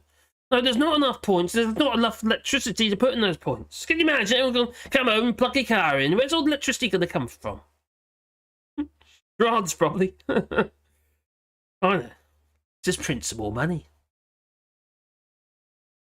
Don't worry, the government nature meddlers. Well, they plan to allow genetically modified crops, even though gene editing experiment turns fluffy hamsters into aggressive mutant rage monsters. I'm not messing with you. That's exactly what happened, apparently. Next it'll be the Triffids. That's what we'll have. We'll have Triffids everywhere. Annoying me. A bit of a worry, as it is. Oh, see what you're saying? After that, the Triffids. Where are they gone again? Underneath the Isle of Man. What's underneath the Isle of Man? It's the new route. They're going to do a train. Get to Scotland. Between Scotland and Ireland. Hello, Zona. Hello, buddy. Howdy, Marcus and fellow shorties. Howdy there, friend. The Trust is calling a press conference to announce a new trade deal with the Isle of Wight. Really? Yeah, messing with me. Oh. I don't want your cheese, Liz. No cheese. So the Lizard Trust wanted to trade deal with Cursed Dukedom, so I told her to pay off. Cursed Dukedom. Just have a think. Just have a think is a great. I don't know that channel. Number 3. That's a great channel, apparently. Although there is potentially a technology involving lithium and sulfur regarding batteries, it's also regarding solar panels that can, where the solar panels could be more effective longer hours in a day. There's going to be up to 2 layers in the panels instead of just 1, which would be quite good. Now, I live in Belgium. Chocks and bear are yummy. Yes. Oh, Belgian chocolates are very nice. Now, my sister used to work in a chocolate shop in Norwich. Belgian chocolates. They used to import them from Belgium because of the Belgian chocolate. Makes sense. But not anymore. No, it closed. EVs are going to change the design of ships. Yes. Well, car. But you wait. They'd have to run for a huge period of time, aren't they? Roll and roll off ships. Well, car and roll on, roll off ships. Anyway. Fire extinguishing systems will have to be redesigned. Yes. What chemical would they use on the battery? Because, like, for instance, you wouldn't put water, for instance, onto an electrical fire. You wouldn't put water onto an oil fire either, because you like float the fire away. Yeah, and you set like your curtains instead. Now, lithium and cobalt are both being driven out. I heard about this last week when Nissan announced a massive investment in EV chargers here. Oh, I got you. Yeah, it just makes sense. If you're a business like car manufacturing, for instance, you're not going to put a noose around your neck, are you? And how much, talking about Nissan, for instance, how much money they were given, we don't really even know, do we? So we kept a bit stum. The roundabout was supposed to be around the Isle of Man. This is another Boris Johnson thing. So where's he going to get the construction staff? Irish are too busy, and the Poles went home. I know I've said it before, but crikey, I really do agree with Adam Possum when he said that he was one of the policy directors or policy makers for the Bank of England, and he said he did say that immigration is what's causing inflation, because you can't have a whole load of work needs to be done and no one to do it because you've got the work but you haven't got the facility to do it. We just not be able to get the materials. Oh, that's happening too. Oh, I've got to do a video on renewable energy soon. Cool. But I've got solar, hot water, solar, electric. That's what we're doing here. Foam? What foam? You're talking about foam. 3 pints of milk and 6 loaves a week. Okay. I've been having nightmares lately of plants attacking. I do apologise for my triffids. The fluffy hat of trust is the first hint of her being a triffid. God, that woman. I can't stand that woman. Oh, yeah, Beargate. You've got to remember that Keir Starmer, he had a bear. Mm-hmm. Okay. A bridge between Ireland and Scotland. I know, that's just nuts. Yeah, right across the that trench with all the arms in. He's not that clever, really, is he? Gigi. Scroll down, before I'm missing the point. I used to work in a chocolate factory, and we had to pull a fat kid from the chocolate river once. You talk about Charlie in the chocolate factory. Where's the blueberries? He gone up the tube. It's a fluid electrolyte. That's the pyrophoric, as far as I can recall. Are you talking about lithiums? A bucket of sand in your boot will meet safety requirements in the UK. Probably, yeah. And Lon Liam says foam. Well, talk about foam. The Yamuna River in India, because of all the crap that we keep buying and all the toxins they keep pumping into their river, the Yamuna River, it's actually pink. It's got like a pink foam all over the river. I did a video about that a while back, last year sometime, and it's literally just yeah. And they do like religious ceremonies in this flipping river, and the cows are dying. So the cattle are all getting sick because there's toxic foam from the factories. Is he named Boris? One donkey pow will be the best I will be able to afford. Okay. Let's respect it. So you'll be in the family compact then. Do we have do we have a number in the chat? I think so. They're talking about Mad Monk, I think they're calling you Oompa Loompa. You and your chocolate factory. Right, anyway. Get back into what we're supposed to be doing. Coffee. So. Ouch. Oh, got a bad burn on my leg. Burned it on the exhaust of my motorbike. I wouldn't have a good idea. Don't sit on motorbikes without any long trousers on. No. Or your bike gear on, because you burn your legs on the exhaust. Okay.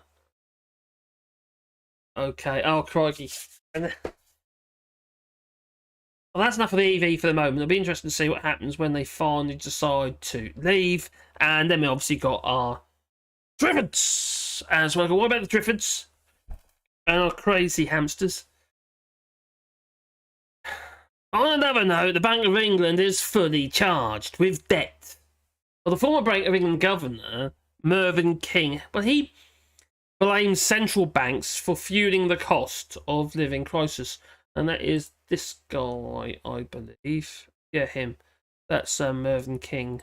I guess should we start with kind of a bit of the history first, because a lot of people would be unfamiliar with the I idea watched all of this inflation video, being up in close to double digits, but he did there was a not period when mention that was almost the norm for a while. Brexit. Can you remember what that was like? And what he mentions about not having enough staff and stuff like that, all Brexit related stuff, but he will not say Brexit. Just like, well, Andrew Bailey, the governor of the Bank of England, but also Mark Carney. Mark Carney, he did say he is quite honest about it. Brexit's a bad idea. But yeah, here's that second. Let it go. Yeah. So the former Bank of England governor Mervyn King blames central banks for fueling the cost of living crisis by printing too much money during the pandemic.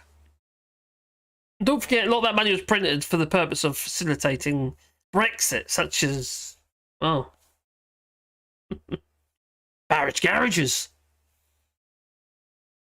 But in more recent years, he's been criticised. Has criticised the scale of the central bank asset purchases, which were funded by newly created money. We're talking about bonds. Now, look at the King, Mervyn King. He headed Britain's central bank from 2003 to 2013 and oversaw the start of its quantitative easing program in March 2009 during the global financial crisis. Now, the Bank of England governor Andrew Bailey faced a Brexit row on Friday after it was accused of being reluctant to talk about the harm caused by Britain quitting the EU to avoid upsetting the government. And just, well, they're a bunch of government patsies. That's what they are. Oh, Wally, what do you want? He's pain. He's very needy. You're a bit needy, Wally, aren't you?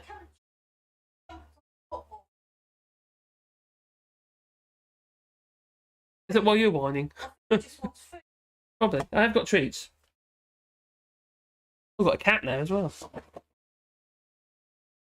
Oh, I've got a bear. Oh, I've got Sebastian as well. I want treats. Where's Dora? Doesn't she want a treat?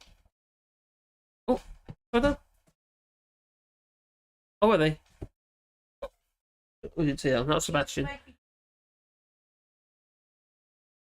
Anyway, I digress. I do apologise. Yeah, so government patsies are the Bank of England governors. That's funny. I meant to go ahead 35 views. All of a sudden, it's just jumped up to 63. Okay, Andrew Bailey this week blamed the shrinking labour force for the persistence of price and wage increases. Now, although it's great to have more money, it actually causes an ongoing problem. It's a progressive issue. You know, we need inflation and wages. They need to be on par with each other. No, they're not. So, while fewer workers tightens the labour market, it also encourages companies to raise prices without fear of bankruptcy and to concede to inevitable and justified pay demands. Now, directly linked to immigration and was becoming evident before the pandemic, in line with inflation. You could see it. All they want to do is these Tory toe rags. All they want to do is they tell us it's all to do with the war. Of course, it's a huge problem. it's another layer of problems. But inflation was already happening before old Putin decided to legally invade Ukraine. Well, this issue was highlighted by the Bank of America's London office in its UK economic viewpoint. They said, we would note our impressions that the Bank of England has been reluctant to talk recently about one of the key supply shocks hitting the UK. Brexit. Welcome to the Brexit, sir. I'm sorry. Oh my god. Ham sandwich, anyone? No? Okay, stick it in the bin. God, really? Oh, yes. It was notable, for instance, during Governor Bailey's interview with Adam Possum on the fringes of the IMF, International Monetary Fund, spring meetings, or that the recent NPR Monetary Policy Report, containing little reference, it was pretty much non-existent, to Brexit. It's like they're not supposed to talk about it. Don't mention the B word, no. Even papers such as The Guardian, unless you see the opinion pieces, they seem to stay away from Brexit. It's like they know it might turn away their readership. Maybe. Even Channel 4 News are doing it. Bring back Jon Snow, is what I say. Well, the Bank of England declined to comment on the claim. Probably because Andrew Bailey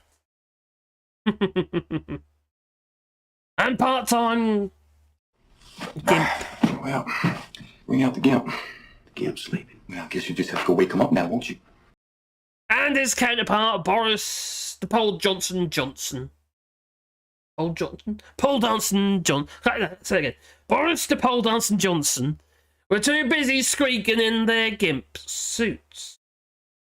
Oh, yeah. Oh, my God. Oh, okay.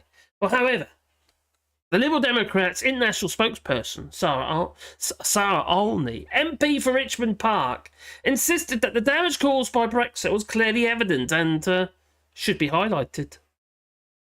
Well, frankly, she ain't wrong. No. Now, we're seeing goods getting backed up in ports, businesses swamped with red tape, fishing decimated and overall trade falling, she said. What? Now, people up and down the country can see for the first hand, see this firsthand. And the Bank of England should be reporting on this, not mooting their comments or appeasing the government. After all, they are independent, I think, since 1992. I think they became fully independent by 97 or 98. Well, anyway, even the previous governor, not Mark Carney, failed to mention Brexit. Yeah, Mervyn. In that 28-minute long interview, that's P. Dulles, one of my subscribers, put me on to this video, so I watched it. I watched the whole thing. It was very interesting. I'll leave a link in the description. But, quite frankly, didn't mention Brexit once. And it's obvious that it's part of the problem. Because Brexit can't get away from it. Supply chain issues, because a whole lot of nuts put across in the wrong box, and now we've got this TCA, the Trading Corporation Agreement. You can't even get some... Oh, come back. What happened there? Scroll up. You can't even get something delivered to the EU now from the UK without suffering some fee. A business to customer. So if, say, for instance, you order something online and send it to me, I'd have to pay a tax on it. And a fee. An admin fee. Let's get this back down here. It's very frustrating, very annoying, and expensive. But that's killing off many, small to medium enterprises who happen to export to the EU. They're not doing it anymore. It's too much hassle. Too expensive. And the door swings the other way. There's many companies in the EU won't supply to the UK anymore.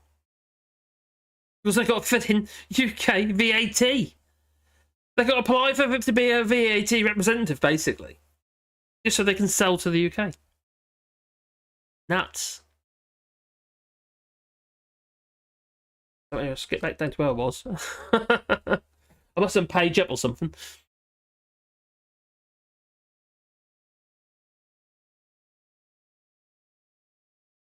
Ready? I think the kind. Yeah, on the. There we go. Oh, I'm nearly there. Nearly there. So yes, we're seeing goods getting backed up in the ports. Businesses swamped with red tape. Especially the fishing industry has been decimated by it. They got like 40 odd forms they have to fill in, and then got the health certificates and vets and stuff. So anyway, they said overall trade is falling, she said. Well, people up and down the country can see firsthand. The Bank of England should be reporting on this and not mooting their comments to appease the government. Even the previous governor, like I said, Mark Carney, or you said it before, I know, failed to mention Brexit in that 28-minute long interview. Like I said, it was quite an interesting interview, but yeah. Didn't mention it once. All the way through, I couldn't believe it. I think there'd be some hint of it. Because all the consequences were mentioned of Brexit, but not Brexit itself. The B word is stum. Well, the Independent Office for Budget Responsibility believes that the new trading relationship between the UK and the EU, as set out in the Brexit deal, the Trade and Cooperation Agreement, will reduce long-run productivity. That's what Ann Possum said ages ago as well. Or at least 4% relative to remaining in the EU. Now, Adam Possum, he was adamant, wasn't he, that the UK GDP would suffer. And it has. Yes, they'll tell us, oh, everyone's in work, everyone's got jobs. Yes, because there's no one else to do the work. Unemployment is low. But you need a certain amount of unemployment to act as a sump so you can actually sustain the economy. Well, the OBR estimates that both exports and imports will be around 15% lower in the long run than if the UK stayed in the EU. And when the UK GDP plummets, the EU takes up the slack. And once it does that, it never goes back. No. To the UK, that is. So many businesses, so many industries, and banking has left the EU, left the UK for the EU already. But don't worry, we've got him in his gimp suit. Oh my god! Oh, get yourself one of them. I'll lose pounds, I will, or will it be stones, or will it be kilos? I don't know. Who knows these days? They want to bring back imperial measurements, does Alexander Boris de Pfeffel Johnson. They're on a Queen's speech or something. Anyway, Mr. Bailey is already under pressure. It's probably that, well, that thrombosis inhibiting PVC suit he wears. I don't know if he does wear a gimp suit, but he looks the sort. Does to me, anyway. So over the bank, not forecasting earlier that inflation was set to skyrocket. But they should have known. So 9% already in May. It could go double digits late in the year. The Samicon says it's already in double digits. Especially if you don't use the antiquated calculus. Because the way they measure inflation in the UK is not the same as they do it in the EU. It's a bit misleading. Well, he also faced controversy over giving an apocalyptic warning about the threat of widespread food shortages caused by Vladimir Putin's invasion of Ukraine and a blockade of its ports. As you know, Ukraine is a major exporter of grain and other products such as cooking oil. What dog? He's got to say something. Is it because you're hungry? Did you eat your food? I keep giving you treats for it. It's not good for you. You want to get on that treadmill? You're not getting it unless you come up here. People will see. Oh, come up, Wally. Oh.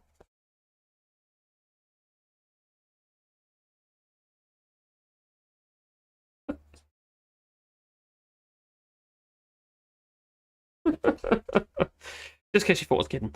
He was there, whining at me, he was. Oh. Anyway, UK, as you know, is a major export of grain and other staple food products such as cooking oil, etc., but also fertilisers, etc., etc. Well, MPs accused him of being too alarmist they did of Andrew Bailey. As Andrew Bailey, what he's doing is trying to cover his own arse, I suppose. You know.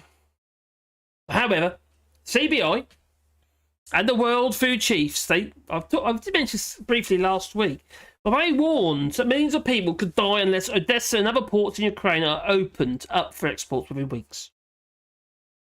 This is a really major issue. Now, some people will say, "Oh, I noticed any change yet." You got to remember, grain is stored. Once that store is gone, it's gone. And if the likes of the Ukraine and other exporters of grain don't fill up that, fill that space, that gap that's been left by Ukraine, well, I'll go hungry. I won't, because I got loads of food in the garden. Hey, sorry. Anyway, so UK officials don't see exports returning to normal for up to 6 years. That's what they're saying. The grain is about to be harvested as well, and they've got no space to put it. The silos are already full with previous crops. They can't get them out. They can't, stuck. What happens to all that grain this harvest? Is it going to rot? You can't just leave it outside and expect it to be okay. No, it gets frightened in bacteria. It's quite toxic. Now, Russia's blocking the exportation of the previous harvest. Now, Putin, quite frankly, he's happy to starve the world in the name of his illegal war. It's another weapon, I suppose. But he also likes to stage propaganda photos, shoots using the same actors for each. This guy here, look. Him is this geezer here. If he's in the hospital because he's apparently injured in a war. And now he's over here. Yeah. It's a bit sloppy work, wouldn't you say?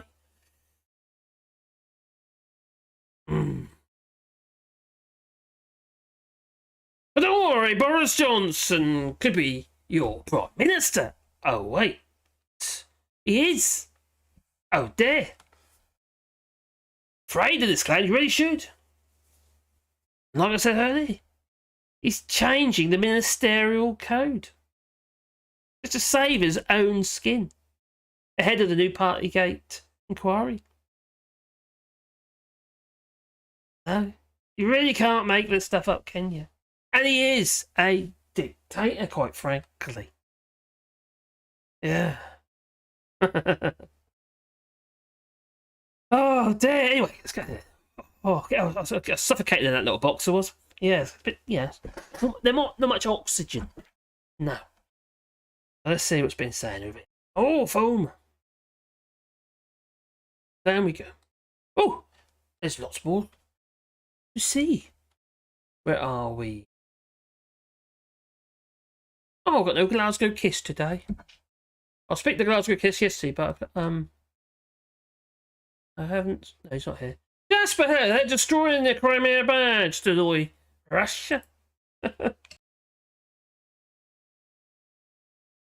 Kent Council has become a disaster relief service. And what about that? Talk about oh, crikey. What about these? I think it's rather uplifting. In a flippin' hospital. A hospital's opened its own food bank to feed its own staff. There's something seriously wrong. There really is. Why? Why is nobody, kicking up a fuss about this? They say there's no money left. All of a sudden they find it. Say there's no money left and they want to build themselves a new ship. 200 million quid. Never mind the building of the ship, that's one thing. What about flipping manning it? Maintaining it? That magical word marine. Nothing's cheap. Probably going to cost £1 million a year just to keep the flipping thing.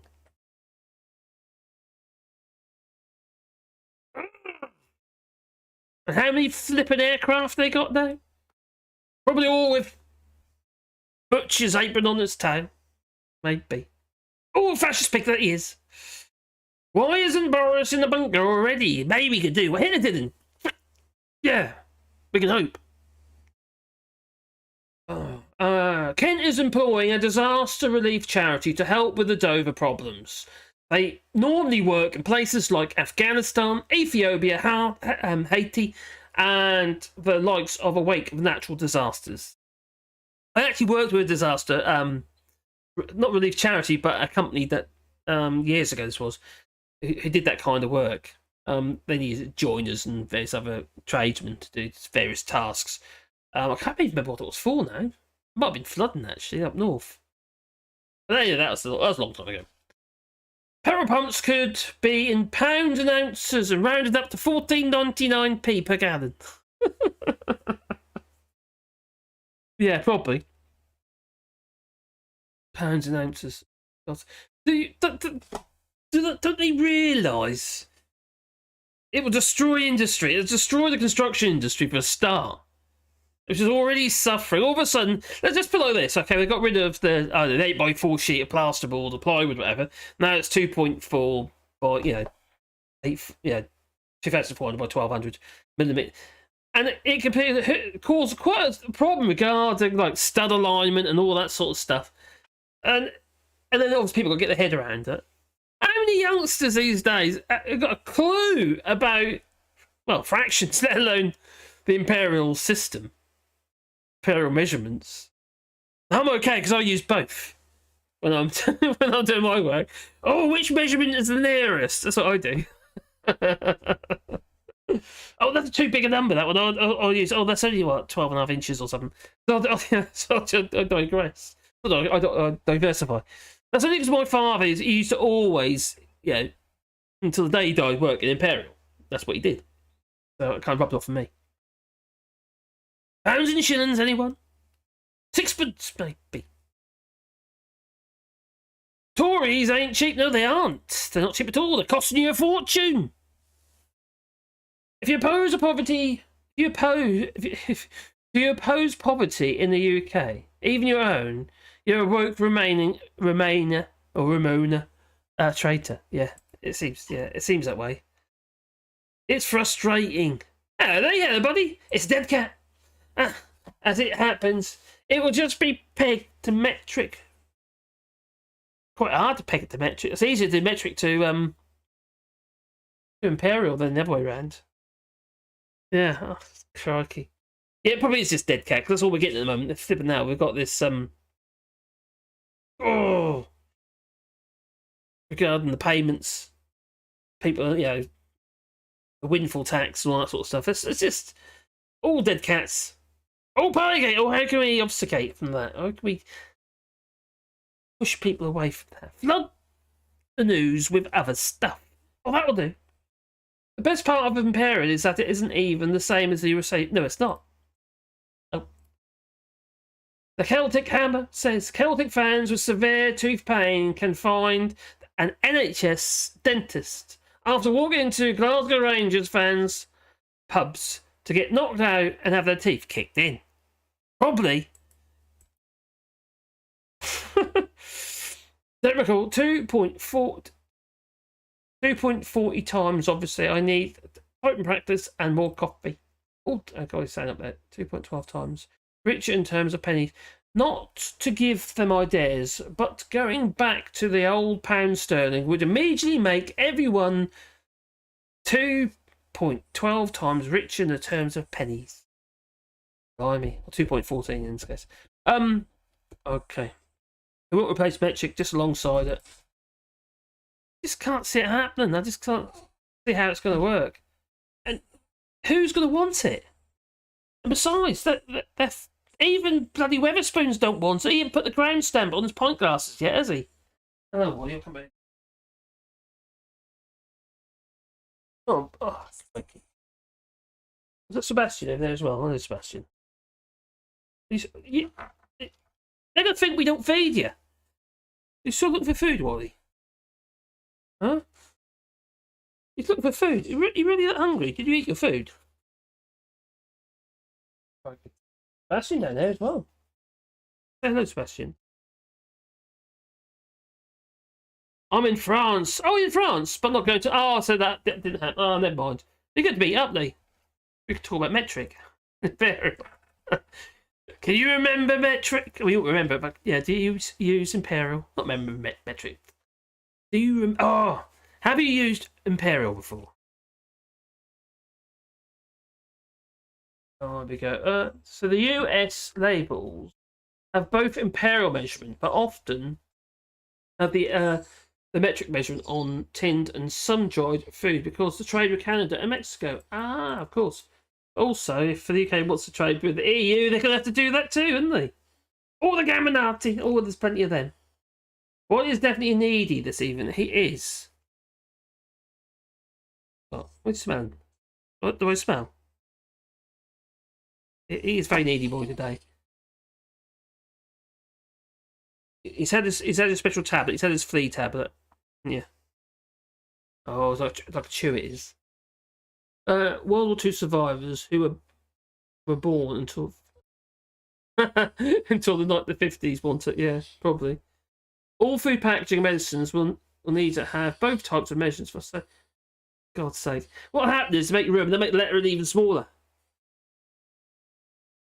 I don't have a clue about imperial measurements. No, most people haven't, you know.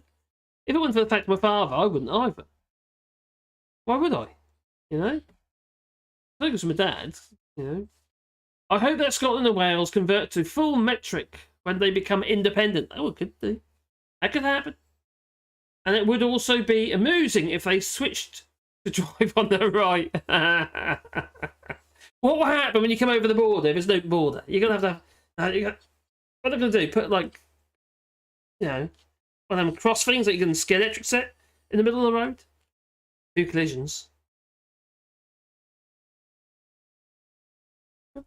Boris named his dog Dildo after himself. You happy there, Wally? What are you doing, boy? This is you're getting very needy and very annoying. And now you're my headphones. Careful. Sake. What? Hey, don't eat that. Oh, it is. Oh, still biscuit. You can eat that. That's right. Sod. All products have to be, according to EU in use system and translated into local languages. Another yes. What's quite funny is that nothing here is translated into English. Very few items, unless they're destined for the UK market, have any English on them at all.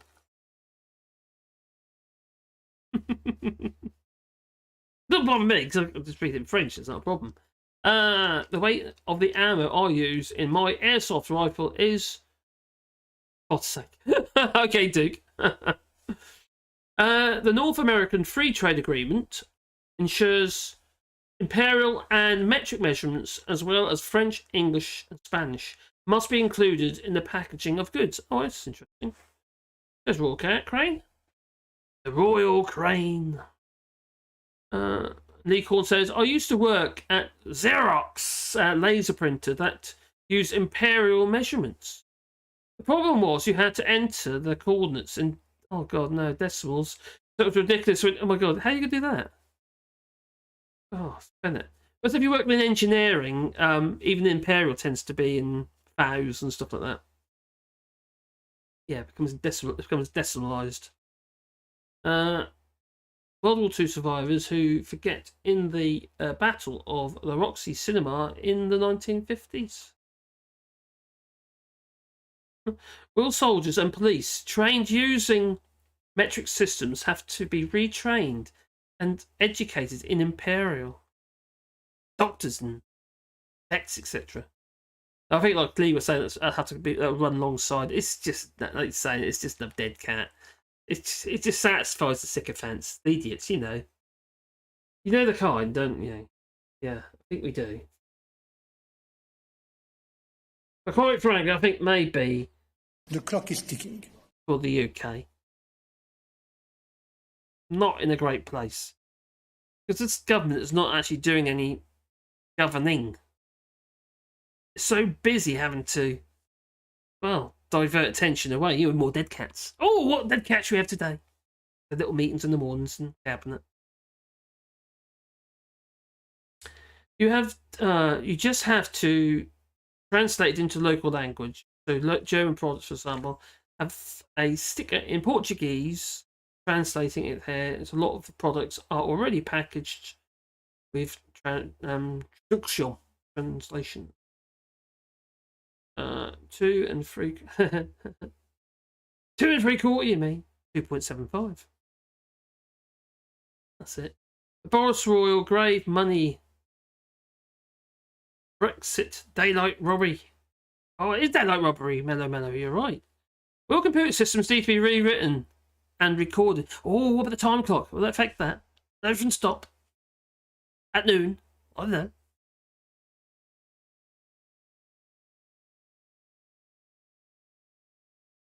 Two and 12 3/4, 16 decimal.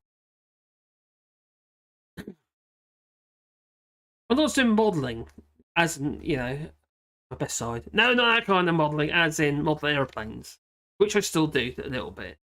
Things like Bolson, it was all sold in imperial measurements in our model shops on 32nd of an inch or 16th of an inch, 8th of an inch, 1/4 of an inch, etc. Which was fine. I didn't think anything of it. Who won the Scots League? Oh, be Jesus, won the Scots League. And the Irish will do a trial of switching sides. Start with just the lorries and the buses. Most likely. Oh, I'm missing. The French improved my Dutch after moving here to Antwerp, and my German. That's interesting. My French improved my Dutch after moving here. Ah. Yep, and Angelo was top manager. Oh, I can remember back when Lidl's and Aldi were the pallet types, gosh, and they only accepted cash, if you remember. Everything was in German with a small sticker with other languages to print. Test your eyesight. Yes. I can remember when they used to only accept cash. That all changed. Oh, labelling in Belgium is in 3 languages, says Ryan. Well, it's going to be Flemish, French, probably English, I don't know. Is that right? Would it be French, English, and Flemish? Send Nigel the package money. Don't be afraid. Say Nigel got people off UK for forcing Brexit. Took us 3.5 hours to get through Dover Passport. No, really? Dover Passport and check-in on Friday night. Not enough staff. And what? Did you have to go into like a special lane? The non-EU lane. Passport and check-in on Friday. Not enough staff and thousands of drunken Liverpoolian fans who probably didn't get to watch the match anyway. They're all stuck on the wrong side of the gate. They napalmed. Or was it sarin gas? I don't know. There, guess. Dutch, French. Okay, Dutch, French, and German. Just as to it. As in, was put onto the Belgium products. Independent Scotland would have to use either .aa or .ab for Alba. Alba or Alba. As all the 2-letter combinations for Scotland are taken as a domain name. Wales was. Well, what are you doing, boy? You really make me really hairy. You are trouble, aren't you?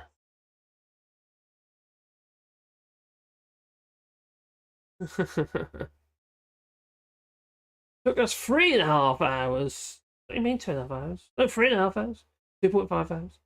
Lidl and Aldi didn't have trolleys. No, they didn't. You had to find an empty box. That's cool. You did. Yeah, that's true. I forgot about that. That's very true. Yeah, you have to get rid of the Lidls. They used to have loads of boxes on the end of the if you hadn't brought anything with you, that is. It'll still do it. At least they have a purpose. repurposing, upcycling maybe, I don't know. They find an empty box lying around. I think we used to do this sometimes. We used to have items that in the boxes, for sale. We like shift the items around in the boxes because we forgot a box or forgot a bag or something. Well, they don't jump that way. Jump this way, boy. Jump that way. Oh, good boy. Don't jump over my cables. It'll rip out my ears. Almost everything local products are translated in Spanish, German, French, and English. But the English is not for the Brits, it's for the important English speakers.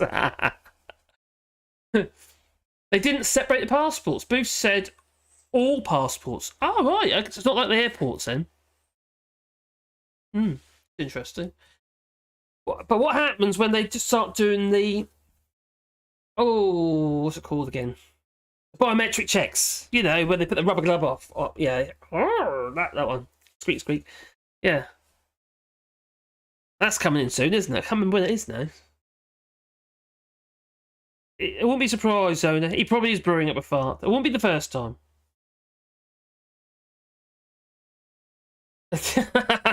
Miles, did you train your dog to bark when he heard Priti Patel? No, I trained him to bite her ankles.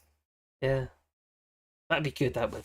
My dog is stuck on her bed. Yeah, saying, what's wrong with your dog? You said your dog's had an accident or sick or something. Yeah, I've got are they both over there? Oh, I've got two of them. There's Sebastian, and there is Wally. And the little faces. Oh, and Pandora's probably upstairs on my bed. Upstairs, probably. What's up, bear? You stop wagging your tail now. Got tails going. What are you waiting? Just wonder what's going on. Are you going to feed me? If I could, I'd burn my passport because of Brexit. Oh, yeah, same here, but I live in France. I think I might need it. Yeah. 2 more years of my red passport, then it's going to have to go to a blue one, brown, black, whatever colour it is. Do I get any quicker because it's printed in France? Or is it Poland? Or in the EU, anyway. Maybe. That I hope. Biometric checks will be fun in the Algarve when the Brits arrive. Oh my God, can you imagine it? I think that's in the airport. It's not so bad because they haven't got to leave. You know, you're already out. You've at the airplane. But regarding Dover, they've got a problem that the travellers have got to get out of the vehicle to do biometric checks. Apparently, that's what the Dover people are saying. There's a bit of a worry. They're dead travellers. Yeah. Some Arctics come on and squashed them. Dover was the worst organised I've ever seen it, and that's saying something. Brewery and something else springs to mind. Oh my God, I pissed up in a brewery. Yeah, I know what you mean.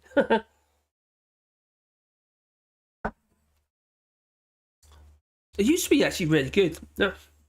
As in, really efficient. I thought it was anyway.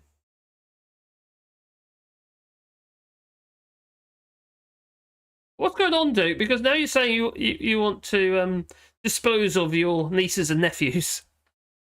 I suppose it's Europe, I suppose it's Europe, but the entry-exit system start. Oh, September is okay, and there will also be a useful online facility for the ETAS and the EES applicants, which will be a Schengen clock telling them how many days allowance is left. That's a good idea. That's the thing about this, and people are still confused regarding the 90-180 day rule.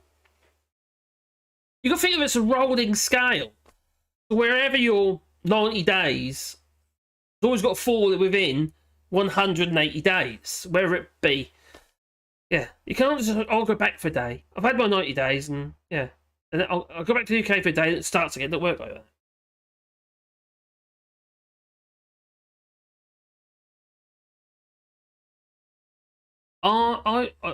I told this before, but truckers here are simply refusing to go to Britain. Yes, I've come across that as well. I've been told that by various people, actually. Even the extra pay, they prefer the long journey to Poland. They're getting more money, but they've got more waiting time, and a lot of that time they're not getting paid. Yeah, cool. Yeah, that'd be good. That'd be good. If you come anywhere near the Mode, I'm sure I can come to you. Or we come here or whatever. Whatever. Have a drink or whatever.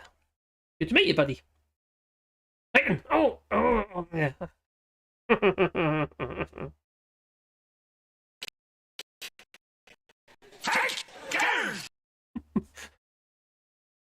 Sorry about the delay, but that's the memory of my computer saying I need some memory. How many times have I told them not to chase her around the garden? Oh, that's dangerous. Yeah, depends on your dog, obviously, but the dogs can snap. Ours don't know, to be fair. Ours are soft as anything, but you never know. Pandora, I think she would snap if she was cornered. If she was frightened about something. Try decking Stansted. Breweries and brothels spring to mind, and pee in bottles probably. Stansted Airport. Sometimes it's quite. Try decking Stansted. But it's not the same. The thing is about biometrics for any airports. Most airports already got biometrics in place. They're already there. They're just like scanners and rectal probes. Maybe. So how many times have I told not to show something? Anyway, I wonder how the Schengen clock will register Irish passports. Good point. It shouldn't. It is in the times like this, the UK would need Motorhead to take over government. Rest in peace, Lemmy. Late odds that the British Home Office will mess up. They will. Well, as you already know, they don't deal with anything. They expect industry to deal with it on their behalf and pay the fee.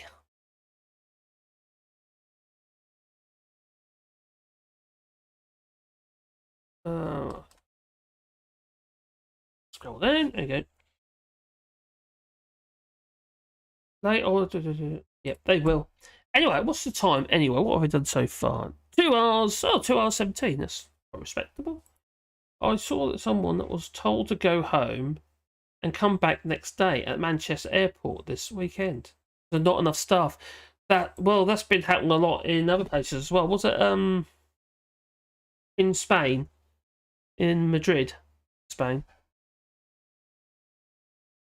Huge problems regarding not enough staff because whatever reason, I don't know. But no, it was Gatwick, wasn't it? Was it Gatwick? Oh, Gatwick, of course it's Gatwick, yeah, because they cancelled loads of flights. Probably Heathrow as well. Oh, Bio Trump and Boris heads. Oh, okay.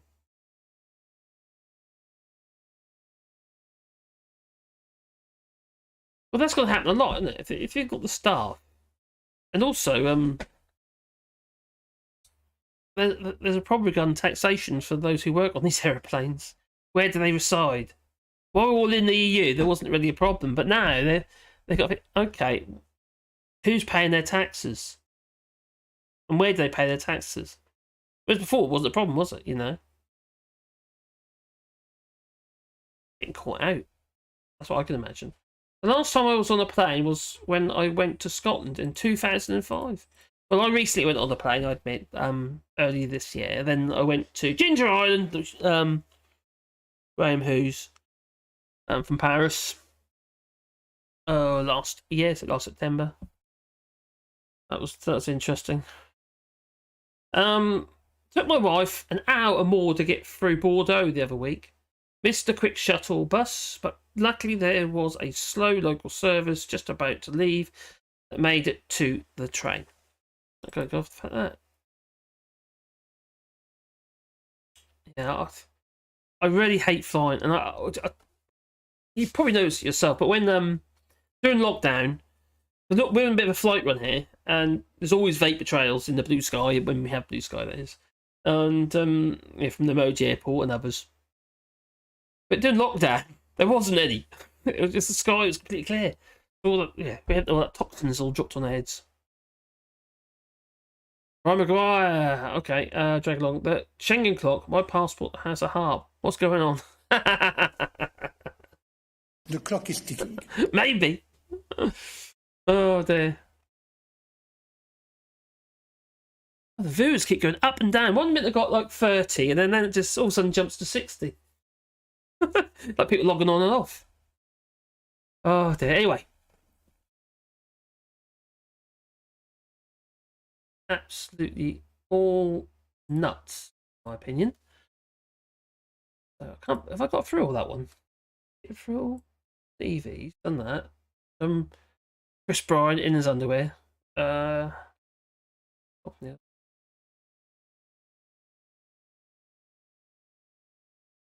Okay, that's 2,500 words on. We got through that bit. Do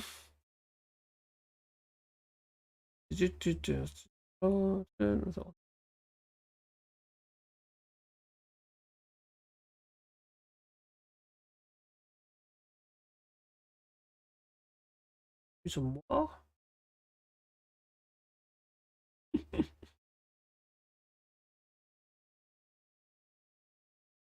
Yeah, this is I mentioned it a minute ago. So we've got here hospitals about these food banks. But don't worry, they are rather apparently. So these hospitals are setting up food banks and hardship loans for staff that are struggling with the cost of living crisis. Okay, Wally, he's paying the neckies. Well, nursing charity has seen a 140% increase in workers asking for emergency financial help in 2022. Nurses, these people, you know, in paid employment, probably doing ridiculously long hours, and they can't earn enough to actually just, you know, to support themselves, put food on the table. So NHS trusts have been setting up food banks themselves in the hospitals, and they've launched like a voucher schemes for workers. The 6 NHS trusts have set up these food banks and launched these voucher schemes. It's just, I just find this just wrong. There's something seriously wrong here, and we know it's a Tory party that we do. There's a whole bunch of Kipper that they are. But hospitals across the country have set up these food banks and offering us emergency hardship loans. As health leaders, well, they warn that staff are struggling to feed their families. It's just, I find it hard to well, the ducks in a row, really. It's just wrong. End of the day, food banks should be necessary anyway because it's a complete failure of government. But in the hospitals, people in full-time employment and they can't feed the kids.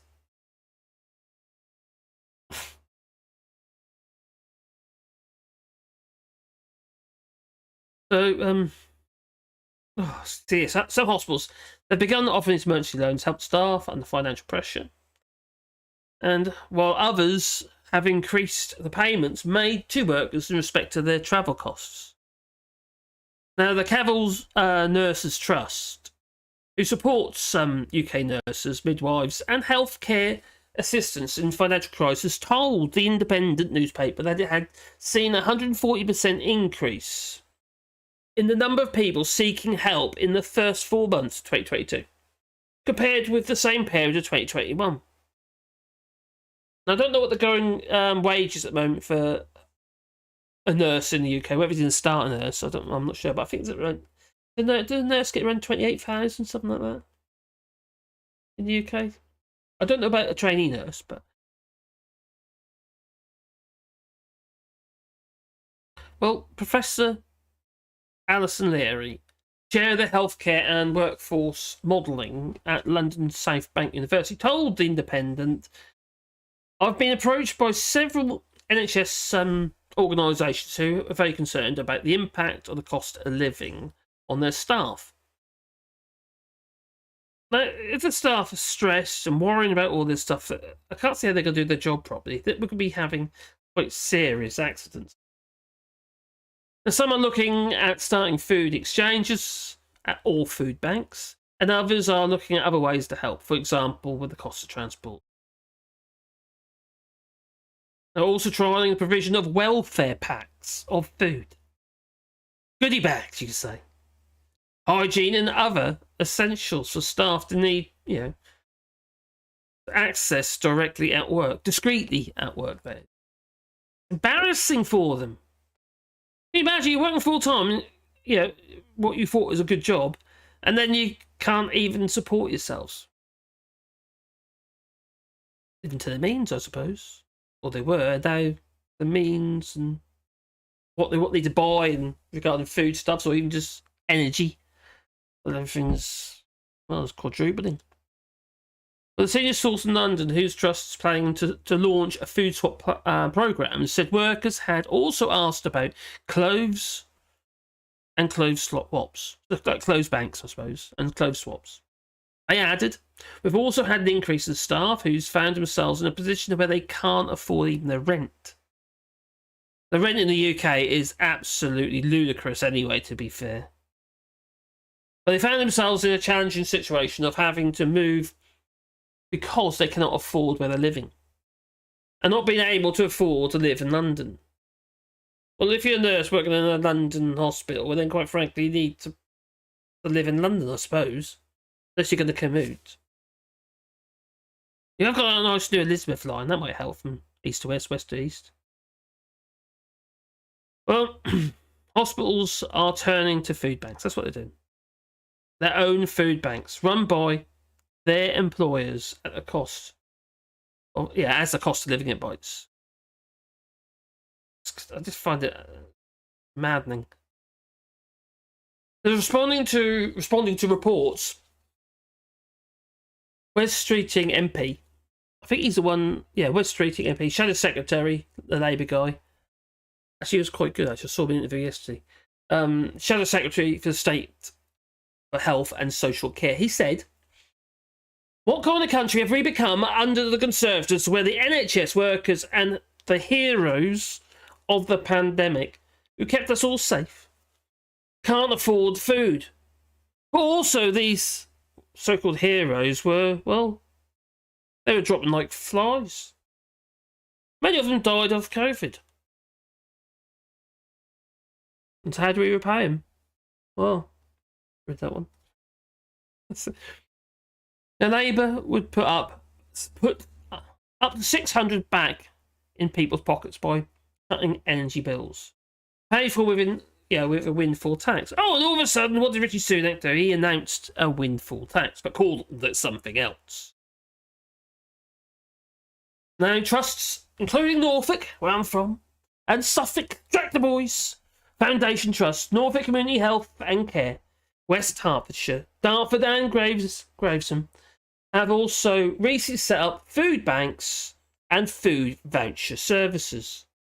The Sheffield Teaching Hospital set up a staff food bank in 2020. And University Hospitals Birmingham they've had one for a number of years. In Birmingham. The Brummies. Well, the CEO of a hospital in the Midlands said its hardship loans were already being taken up. And the trust expected the demand to rise. Now, in a board report this month, the Royal United Hospitals Bath Foundation Trust said, we already know our staff are reaching out for financial support via the unions and that they are, utilising these food banks. And we also know a number of our nursing staff have already received grants from the Carvel Trust. Therefore, it is imperative that we take prompt action to support our staff, our nursing staff. As a part of the support plans, the Trust has also committed to maintaining free car parking and providing food bank vouchers. I've always found, quite frankly, for a nurse to have to pay, or a doctor or nurse, to pay for blinking car parking at a hospital, just absolutely ludicrous. Just, was it Servco? It's a French company, actually, Servco, facilitating these services. Flipping car park for your staff. And you expect them to pay? Of course, you should allow them to have free car parking. It's ludicrous, especially when you start building the hospitals out of town, and the only way to get to them is either by some, well, bus maybe if you're lucky, or by car.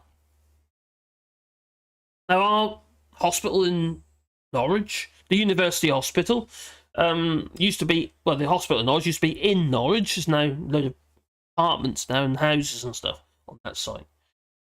But they built a new hospital. It's under Tony Blair, actually. Built a new hospital out of town, Heverset. And, well, you're not going to walk to it. It's a bit far from, so there is a bus, to be fair, there is a bus. But it doesn't run very often. But also, if people want to visit, and they've got to visit by car maybe, well then everyone's got to pay parking. Now that's a bit discouraging people because the parking is not cheap. It's quite expensive parking at the Norwich Hospital, the University Hospital in Norwich. And it discourages people visiting the sick ones. If you've got a relative who, quite frankly, is a bit lonely and maybe they're dying of cancer, maybe just treatment for cancer or something like that, or maybe they need a bit of support from their family and loved ones, and to discourage them from attending, visiting their family members, it's a little bit immoral, I would say, quite frankly. Well, I suppose it's a bit like not allowing people to bury their loved ones during the pandemic and having a party instead. Well, that's all going on. Well, Danny Mortimer, Chief Executive of the NHS employers, said, with inflation hitting a 40-year high and living costs mounting, healthcare leaders are, of course, doing all they can to help their staff and their families through these difficult times. Well, I suppose it's your job, really. Well, no-fault evictions are also rising by 63%. As renters, they hit the cost of living crisis, including the nurses. And obviously got soaring energy bills, and they're going to go up even further in October. And yes, what does he do? He's got this little, funded by the so-called windfall tax. When it comes down to what they've done is reduce the flipping taxation on them as well at the same time. Counteracts each other. Oh god, I'm covered in dog hair. So, yeah, 150 for someone on PIP's payment, 300 for a pensioner, and 650 for someone on tax credits, or, or just job seekers allowance. I don't know where they got their figures from. No, I don't. But we've taken action over on 22 billion in 2022 and 23 to help households with the cost of energy and to ensure people keep more of their money, including by cutting fuel duty, raising the threshold at which people start to pay national insurance. This is the typical kind of Tory rubbish. And the lowest paid workers on universal credit so they can now keep more of what they earn. Apparently. It's all poppycock, quite frankly.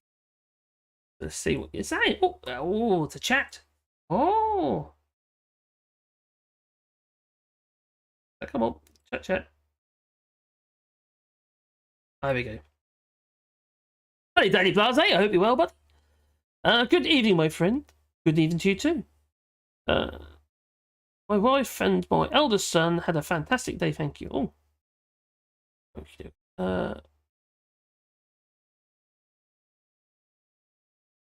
There was a travel story in The Independent last month, says Asperger's Europe, and it is suggested that if numbers of EU visitors to the UK drops drastically this summer, which it will, the ban on using the national ID cards might be lifted. What you mean the UK ban on? Because they're basically saying they're not going to be recognised. That would obviously help. If anyone realised, if you're living in the EU, you can get an ID card. And you don't need a passport within the EU. Obviously before, when the UK was a member of the EU, this is like another benefit of Brexit. It allows you to travel, holidays and stuff. It'd be a lot easier. But yeah, regarding the people in the EU, they could travel to the UK using the ID card, but not anymore. No, it's all changed. Hello guys, if my spelling's a bit naff, I'm sorry. Just had a good night out with my wife and children. I'm glad that you did, buddy. I'm glad you did. To gain forgiveness, they must demonstrate remorse. Yeah, but they don't, do they? No, body piled high, that's not remorse, is it? No. It's going to be an indicator for the British or other third country passport holders of how much time they may retain in the Schengen area without a visa. That's 90 and 180 days with the Schengen visa. But obviously, because the Schengen visa, I got a cat. Hello, cat. The Schengen visa is part of the Trade and Cooperation Agreement called the UK, but other third countries individuals have to apply for the Schengen visa. Obviously, short-lived.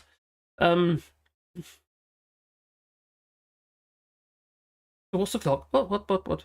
Passport robbery. There's Mellow. Here we go.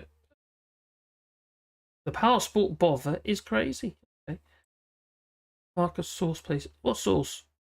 So I'm not sure what you're talking about, mate. Sorry. Source to what? Number 3.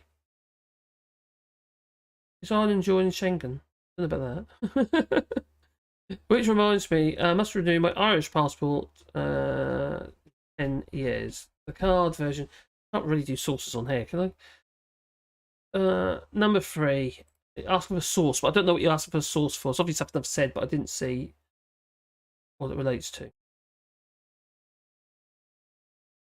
Don't mention dropping toxins from planes. You'll have all the chemtrails nuts on there. I have to admit, I was quite glad not to see them. Good point. There you go. Heathrow Airport was open for business as usual during the lockdown.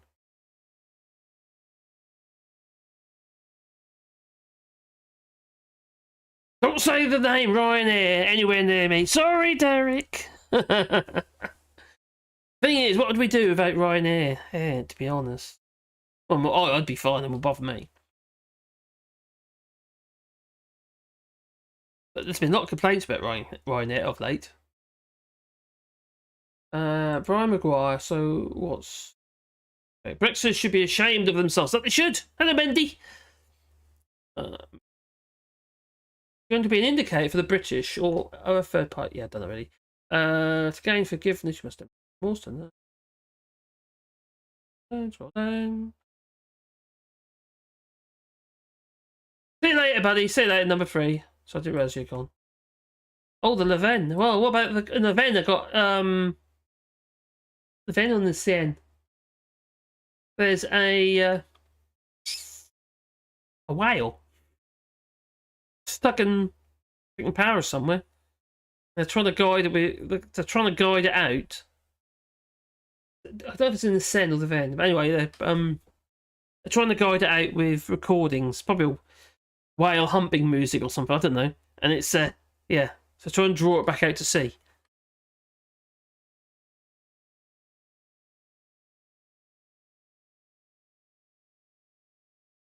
Ah, Calais de Ven. Yeah, night lady. Take care, buddy.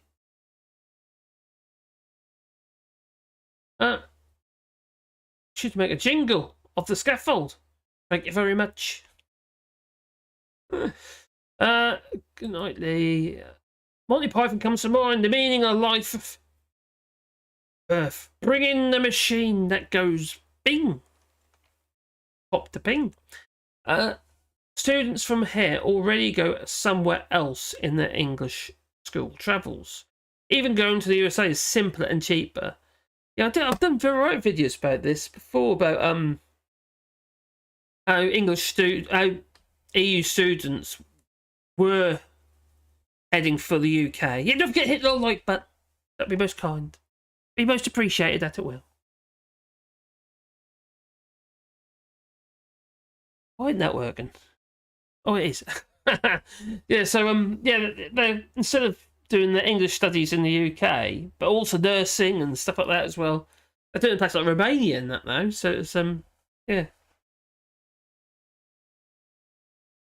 Good night number 3. Night all. Nice to be videos. They're playing with our ID passport names, even selling our records, ID passport names. Yeah, well, they're selling our records via the NHS. So if anyone opted out of that, it was pointless because they could still do it.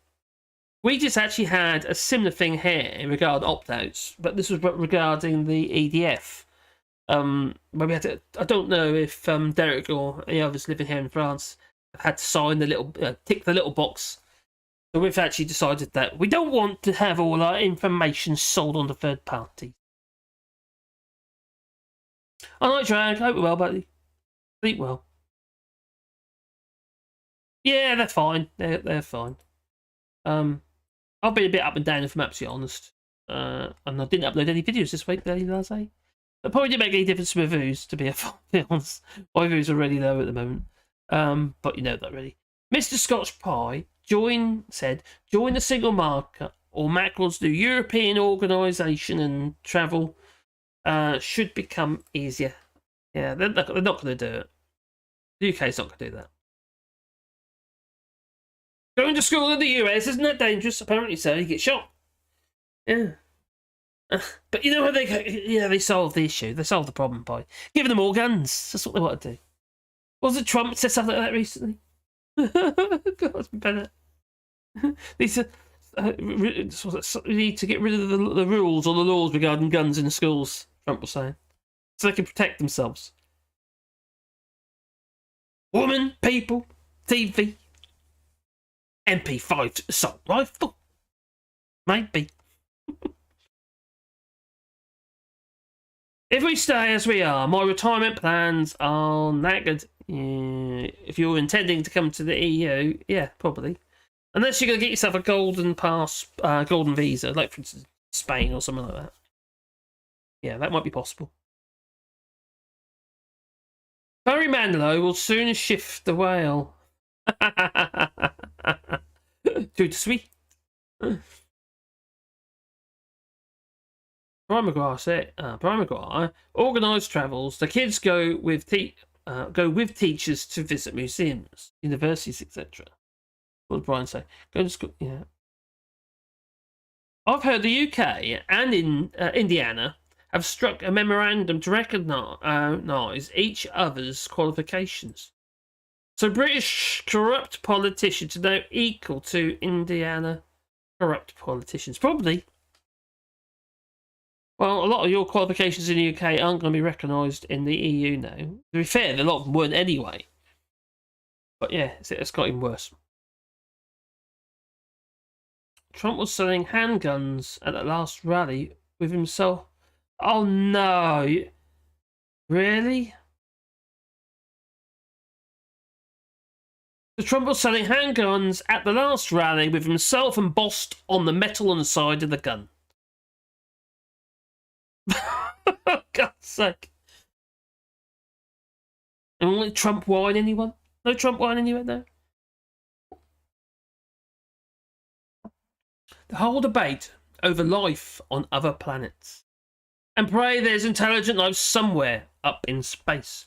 Because there's bugger all down here on Earth. I think you're right, let's do it. Aliens! There might be aliens. Quite frankly, I think we're the aliens.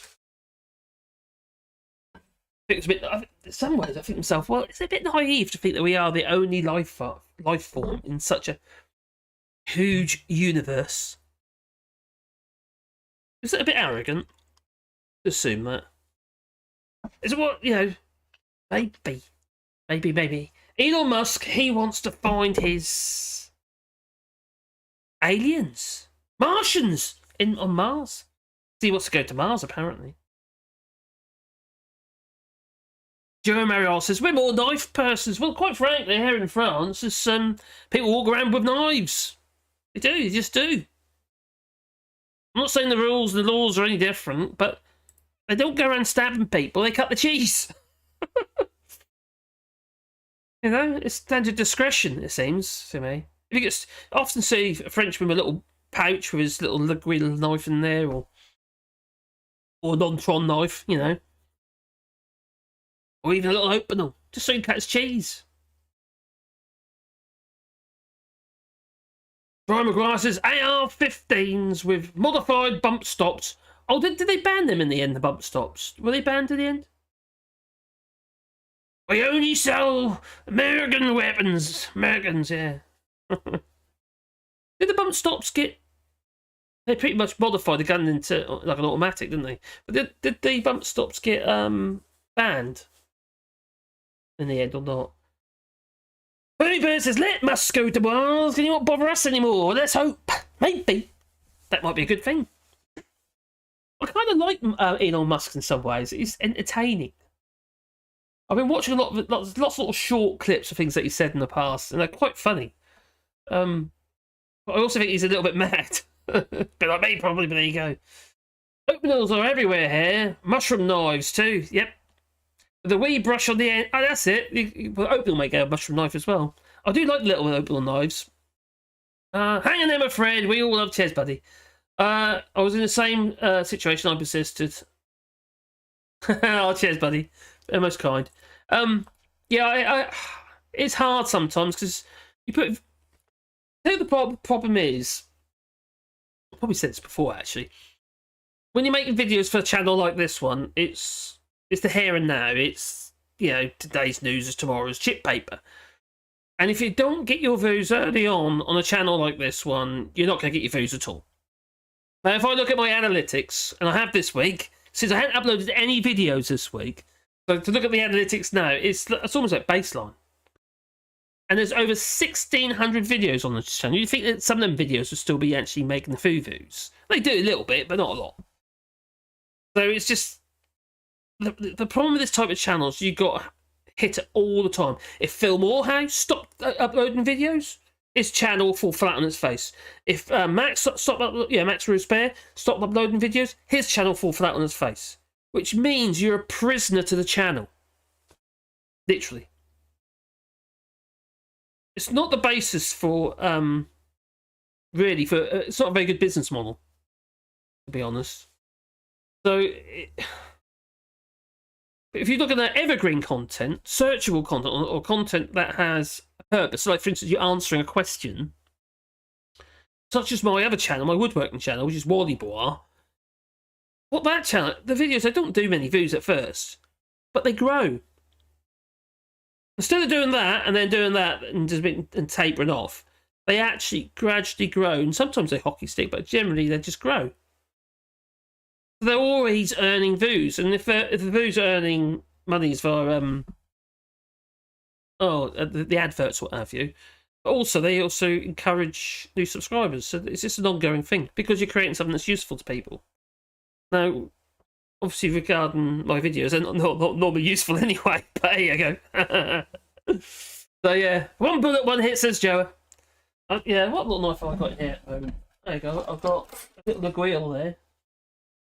Yeah, this is my...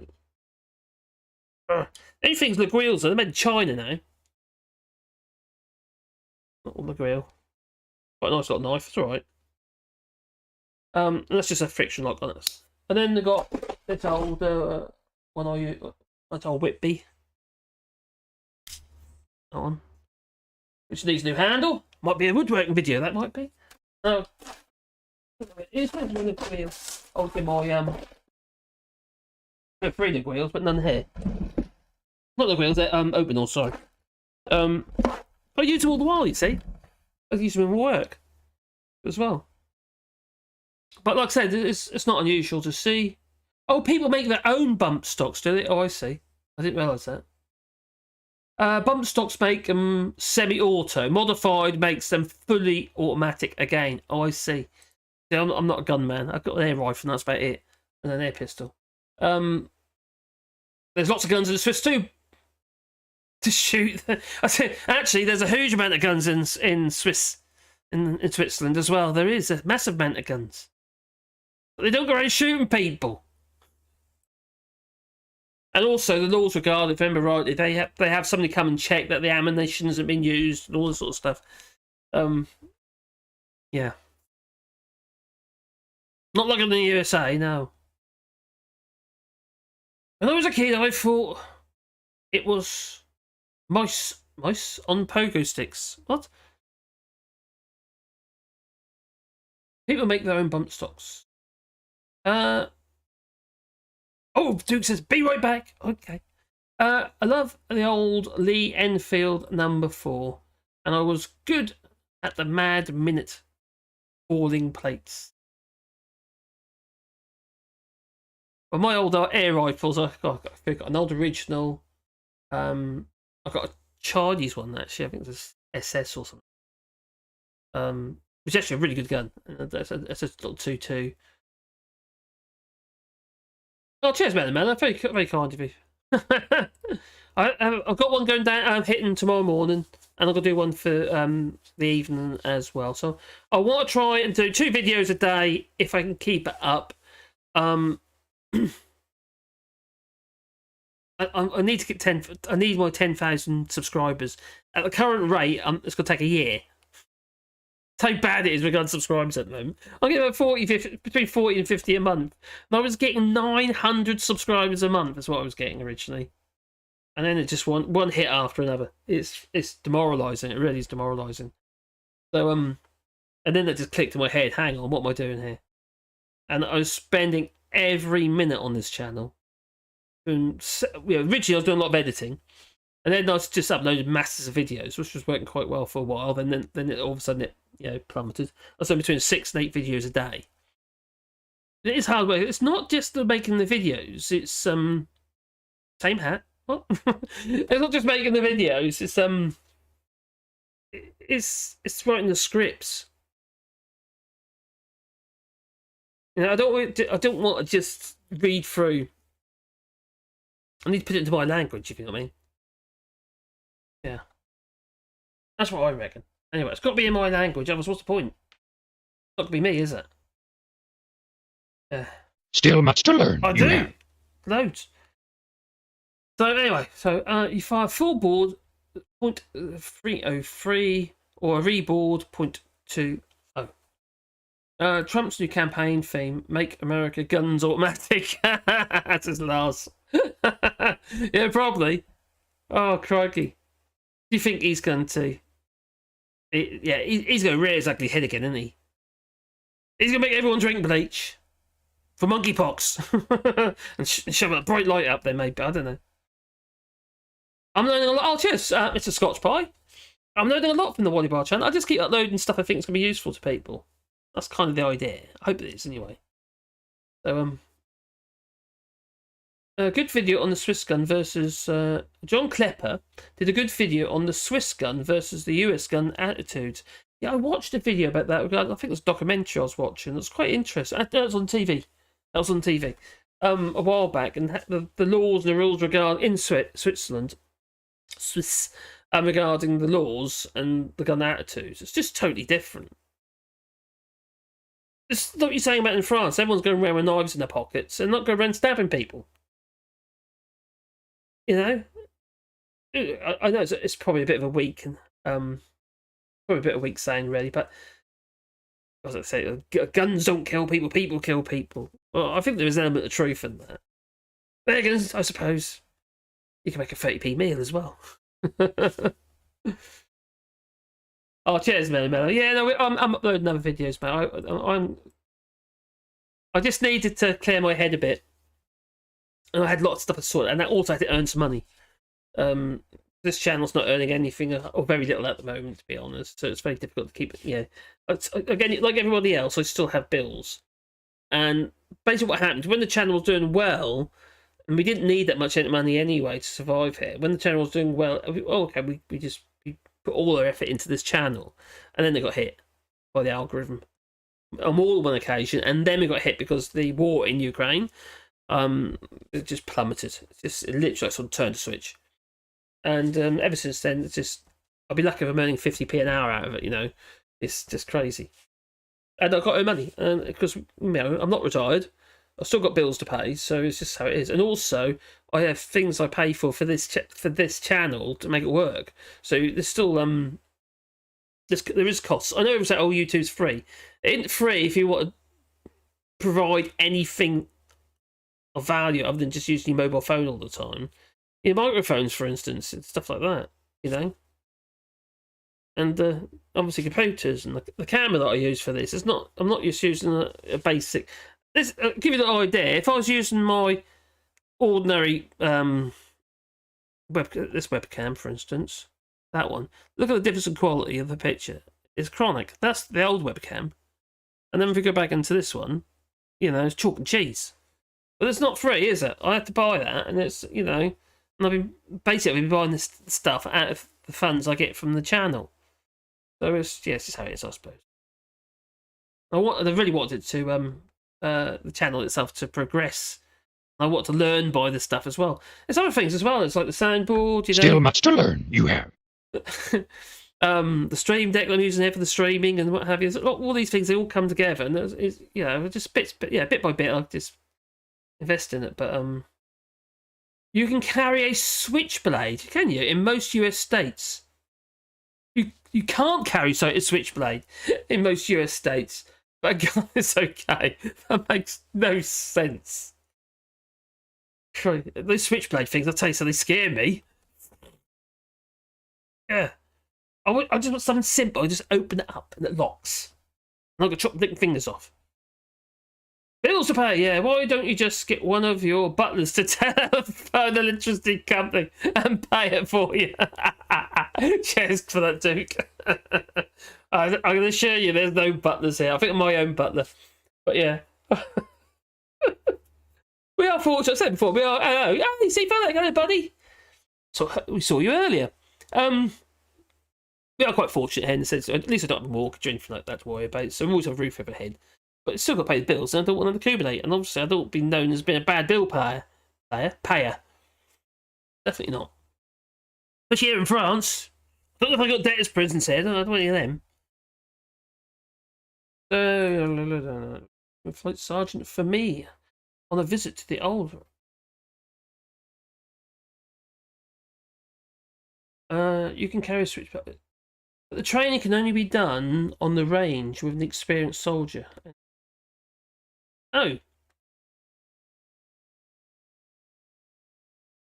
So it says, I think the next step for the US in the US education system is to emulate Supermax prison system. Lock them all up and don't teach them anything of value.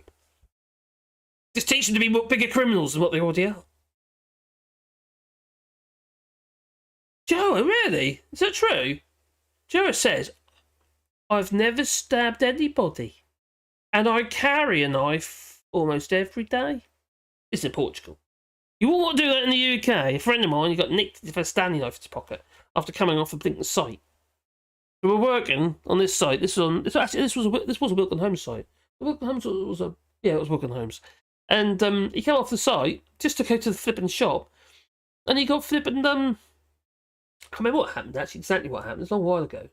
But anyway, he had a knife. He probably had the knife shown in his pocket. He's keeping it in just a what's it, a 188, 166E, a little Stanley box knife.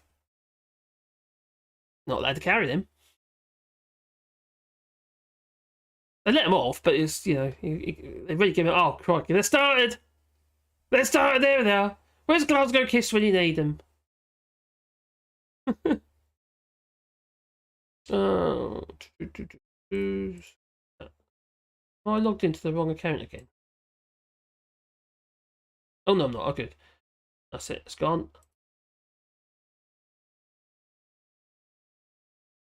Gone. Crikey.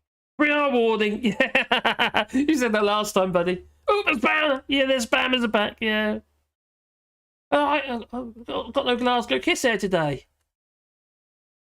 I do. Yeah, Glasgow Kiss was doing moderating, so. But no, he's in there.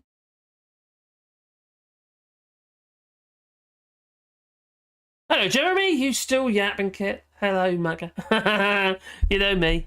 What was it? 3 hours of yapping so far. Oh, in Texas, you have to play darts in a bar. With plastic ones, as metal ones are dangerous. Really? Oh, no. And it's mainly electronic scoring as the math is too hard. Yeah, you get these weird kind of dartboards here. Yeah, I've got dartboards. There's one over there, for instance. Okay, there's that one there. And then we've got one in my workshop as well. Just for a little bit of get the old frustration out. And what we do is we put pictures of Pretty Patel on there. That's it. Oh, get bullseye every time. Oh, 180. Oh, okay, that'd be all right. Recall control talk, talking over the chat. I'll shut up. Gun safety, isn't that a requirement here? Gun safety is a very good idea. In Texas, you have to play darts in a bar. Yeah, those plastic old, they're bizarre. They're kind of like loads of little holes, and the points go into the holes. Yeah. Strange. Yeah, I've seen them in Decathlon. Although we don't go into Decathlon anymore because they're still operating in Russia, along with Auckland and a supermarket, and also the Leroy Merlins. Yeah, they're refusing not to operate in. Yeah, so not great. Negatory ambition. My poor eyes. The size of the blade. What? Negatory ambition when you pee. Oh, burning when you pee. Okay. An axe throwing venue just opened in my town. Really? I used to throw axes. Seriously, there's a big log. I used to throw axes at it. My old carpenter's axe, the one I was sharpening the other day. Also, a felling axe. The old hatchet. Just for a laugh. The blade is a cutter, a screwdriver, a tool to create tools, a kitchen utensil, a tool. They're all tools. Yeah. And so is Alexander Boris Devil Johnson. He's the biggest tool of all. You want him in your kitchen drawer, though? Won't fit. It does make me laugh, though. It's a little bit. Not when people get stabbed, obviously, but you know, the idea that that the knife is the problem is a social issue. There's a massive. It's something seriously wrong with you if you feel a need to, well, stab someone just because you're carrying a knife. I actually really like the little openable knives because they're quite easy to sharpen. I have a bit of a technique with them now where I don't actually follow the norm. What I do is I use the flats of the blade. So if this is my sharpening stone, no, this is not an openable knife, but where's it gone? Not an openable, but to give you the idea, with the openable knife, because the shape of the blade is a triangle, effectively, with a little bit of a camber on it, but it's effectively a triangle. So you could lay the blade flat on your sharpening stone, and literally polish the side of the blade. It does make the blade look a bit naff, but you get a really sharp edge, and then you just bring it up slightly as you do your final strokes. You get really, really, really good edge. It makes it really easy to sharpen with the open. But they're not really a stabbing type knife anyway, as an openal, to be honest, the French openal knife. Because the locking system wasn't really. Yeah, you could quite easily fold the blade on your fingers and chop your fingers off. Not a great idea.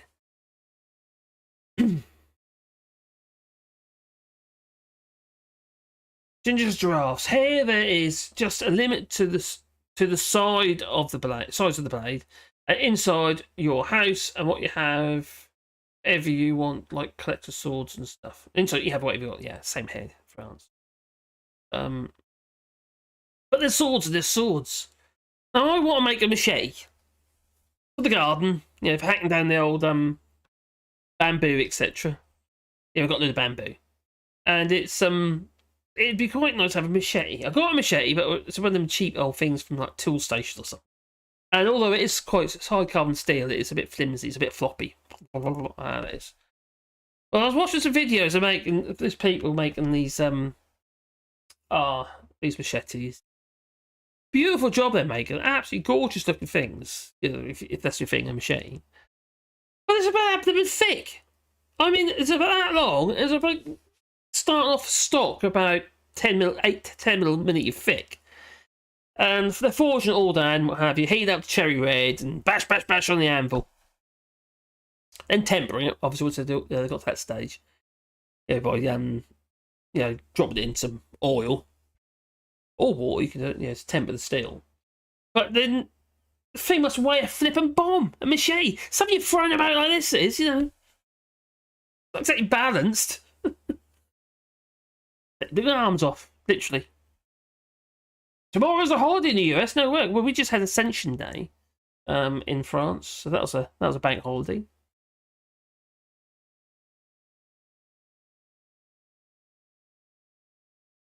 See the comments section if certain person posts them. Oh, Lucy, it's Lucy off. I'm going to have to pop off too. Got a full day's work in the morning. Or you take care, Lucy. Joe says, my dad, my grandfather, my mother, my uncles, my aunts, my brothers and cousins, all nice, cool people. Neither of them ever stabbed anyone as far as I know. My God, it's 3 p. Oh, it's 3 p.m. here. My God, and I just got out of bed. Really? Oh, how are the family and the pooch? The family and the pooches are well. They'll be here. We've got one over there. Can you see the pooch? There's one pooch. Oh, and the other one's asleep on the floor behind the table. You can't see him at the moment, Sebastian. And the other one, Pandora's upstairs. Time to go. Tomorrow's vessel is the Richard Winters. Did you not? Named after the US Paratrooper Office Band of Brothers. Oh, good night, Brian. Take care, buddy. I'm going to pop off too. Oh, these going. Okay. I used to carry a knife, even in high school. Oh. Buried in my bag it was, so I could cut a stick if I wanted one. If we're walking home over the hill rather than through the town. I cut a lot of things, but not people. Yeah, I think I draw the line at guns though. I think carrying a small knife, like a pocket knife or something, I think that's one thing. But yeah, you got to be pretty screwball to think, to want to use it as a weapon. Tomorrow's a holiday in the US. No work. Woohoo! See you all in the comments section below. Okay. Joe Mario. So machete has to have some weight in the blade to suit its purpose. Secret is in the cable size. Cable size? Yeah, no, it's got to have some weight, but this was ridiculous. That's really heavy. Yeah. It was about that long. I suppose it was about 20 inches, some of that. Oh, did I say inches? It was about 500 millimeters long. Half a meter. And, but that flippin' thick. Yeah, I think it's probably O1 grade. Steel, maybe A1, I don't know. No, Jack.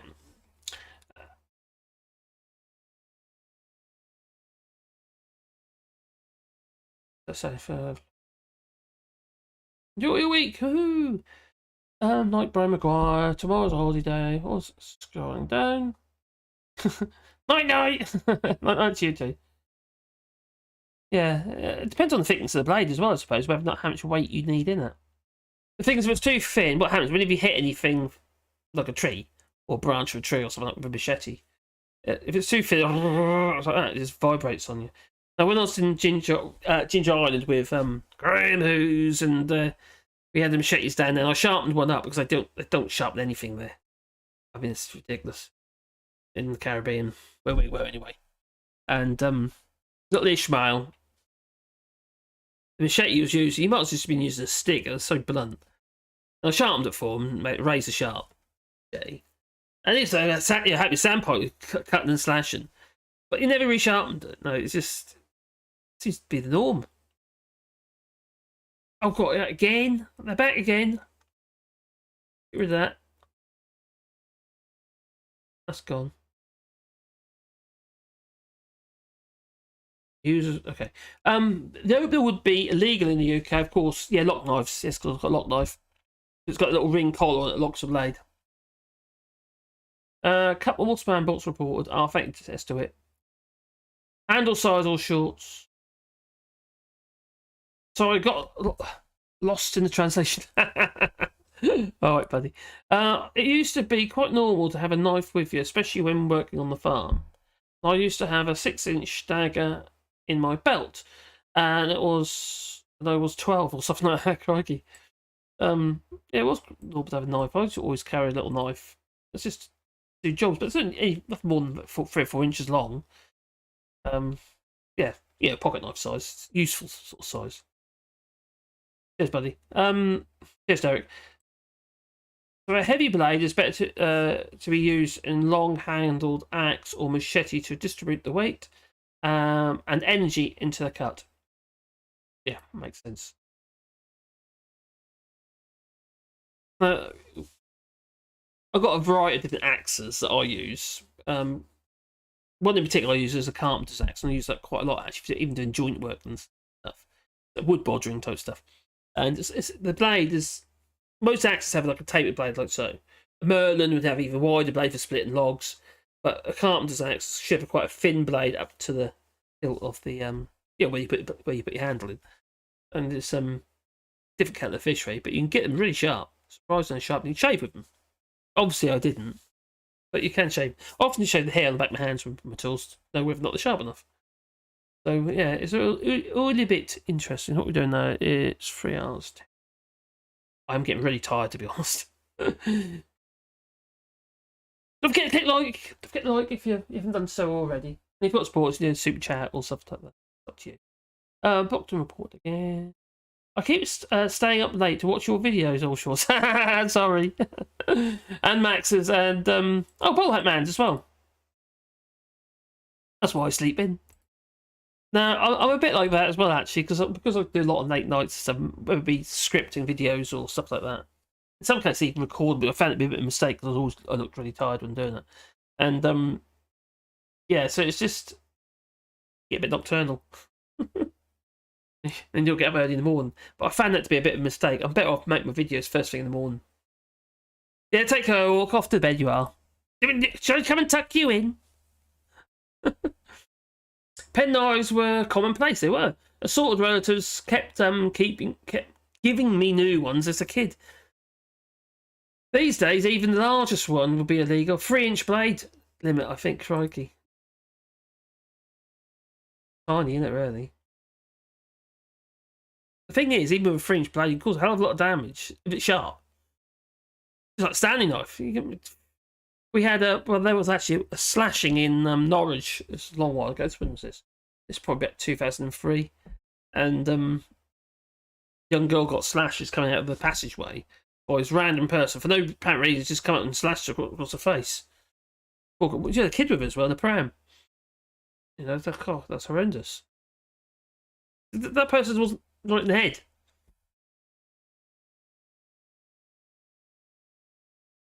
Hair is up to 11 centimeters, I think. That depends on the use. And there's obviously working knives for working people. But yeah, it's like because I was a bit curious about this a while back actually. And what I found was that it's really down to perception. How if you're waving something about like it is a weapon, well then it's a weapon. If it's just a tool to do a job, or you're not doing anything with it, well, there's not really a problem. I keep having to drop off streams. My wife tends to crash out about 10, so I have to go and tuck her in and rub her feet. Oh, you good husband, you. Maybe that's where I'm going wrong. I got to rub Caroline's feet. Ooh. Or a skewer properly sharpened can be insanely keen. Yeah, it can. You know, like I sharpened a bill hook the other day. That was flipping sharp. I cut myself 3 times. Once, twice, 3 times on the flipping bill hook, which is used for bleaching hedges, yeah, for laying hedges, mind you. Hard and sturdy, hard enough. Yeah, I'm gonna be on my other channel. I'm gonna be making load knives, carving tools, and stuff like that. I want to get over a forge or build a little gas forge or even do a charcoal forge, I suppose, but it takes more. You have to keep them going for a lot longer. So it'd be quite interesting to, just use various stock of steel and create little bladed instruments, tools. Yeah. Anyway, Exactly, the way you use the knife determines the way people and the police, of course, interpret the reason why you're using it. It just makes logical sense. Hello, Peter Stewart. I didn't see you earlier. I use a Stanley knife every day at work to cut up cardboard. Blunts the blade quite quickly, yes. Now, I sharpen my Stanley blades. I have a little diamond stone nearby and I just... Saves changing them.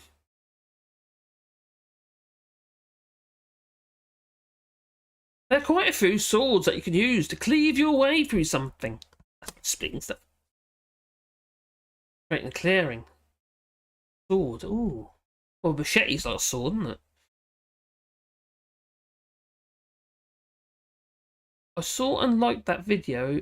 Oh, you did. Oh, cheers, buddy. The sickle one, yeah. I did one about sickle's like a scythe, but scythe has a straight or a sweeping blade, whereas sickle has like a hook.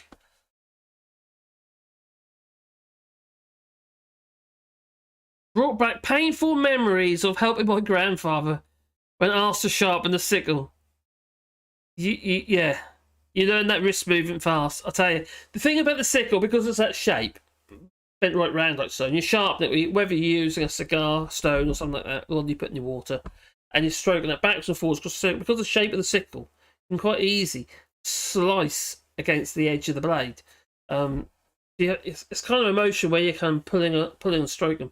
You're pulling away from the blade, and then you do it in the opposite direction.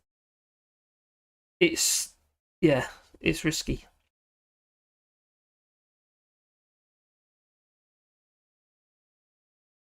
Oh, overgrown that is. Sometimes I take a machete when I go walkabout, in the case the path is overgrown.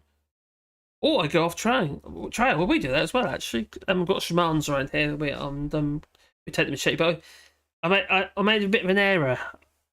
I lost my machete in the garden. I found it about 2 weeks ago, and it's a bit rusty.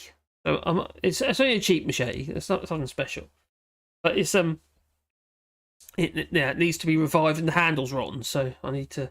That might be another video, maybe, I don't know. But I would like to actually make a machete. Oh. Don't make tools. Just vote for Boris. Kipper. Yes, maybe. I was weeding a raised area in my yard today and thought a sickle would come in very handy, but I don't have one. They're not that popular or that easy to get hold of these days. They are here in France. You can get Revex make one. You can get Leroy Merlin's and places like that. Or the Brick and Mortar Show and places like that. Yeah, so you can get them. Open the wound to drain the poison and pus. Ugh. In the Scouts, 15 years old. Oh, nice. This is an odd political chat. Well, it did start off that way. The beginning of it was political. Honest. There's kind of I dried that one out. Did 2,500 words plus another 500-600 on another one, and yeah, went quite quick, really. But what's happening in the world? I wonder today. What is on tomorrow's newspapers, even? Oh God, that's a scary thought. It could be anything, couldn't it? What about the sun? Oh my God. Have a look here. Riot cops even tear gassed my son. Oh no! They hear all this side of things, but they don't hear the reason what's going on, what provoked them in the first place. I'm not excusing them because obviously tear gas is a bit extreme. They already shut the gates. But people, yeah, they're literally jumping over the fence. It's really high gates and high fencing, iron steel fencing. Piggott gallops home. Bozo put down Dylan. What?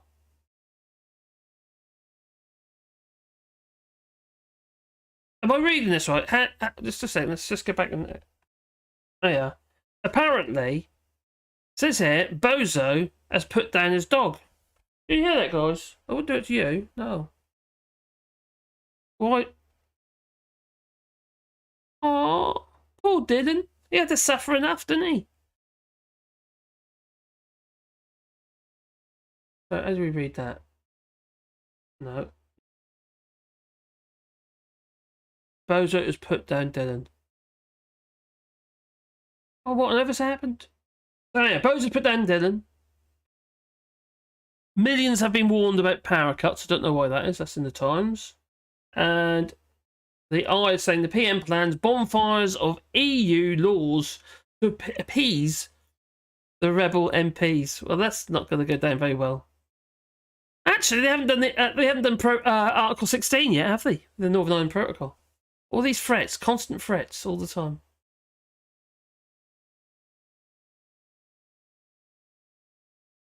So the Home Office reports decrees 30 years of racist laws. Won't be surprised.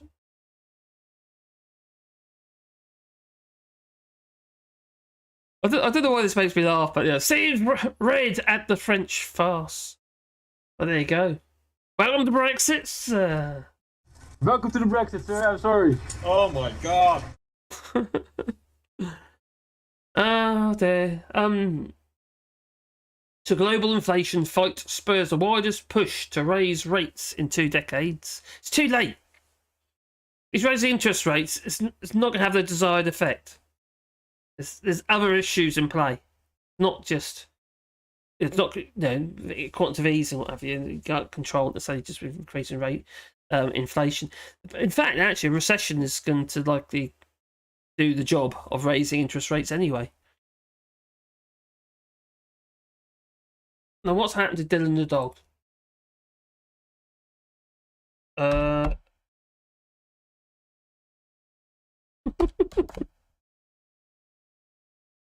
news. Why is that news?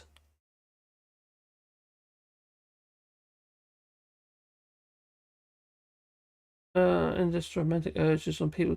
Oh, the Prime Minister's Boris Johnson has joked that his dog is what hump everybody. Okay. Dylan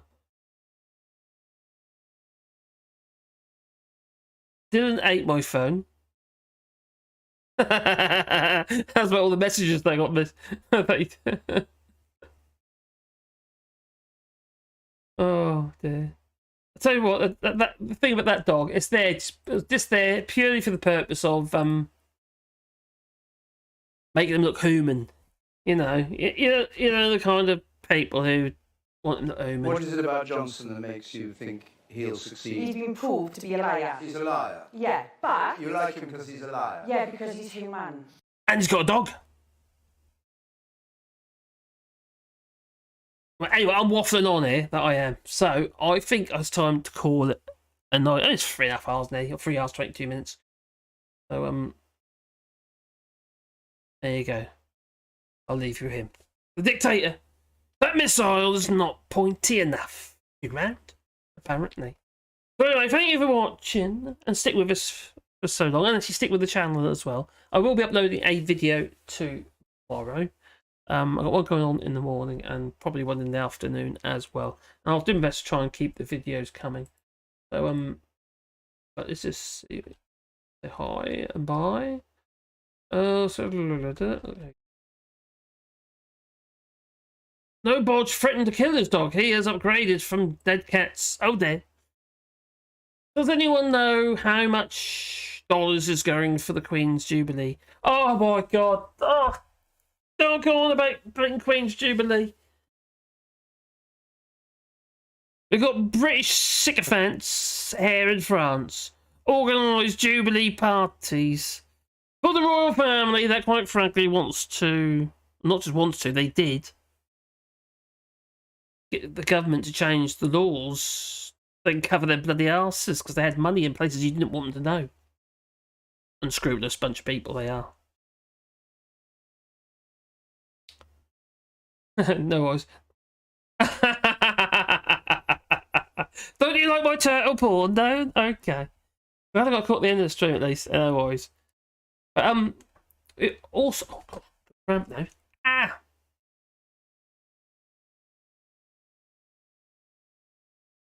I've been checking my dog every so often. That's really quiet.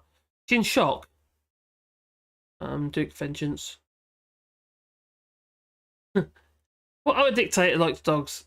Ah. Me? I like dogs. But I'm not a dictator. Does anyone know how much is going to the Queen's Chapel? God, that's a huge amount of money. It's all going to be borrowed money because they've got enough money coming in.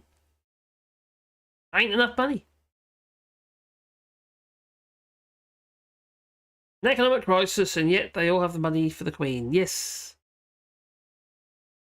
Well, can she pay for her own Queen Jubilee? I think she's got a few, you know, squirreled away somewhere.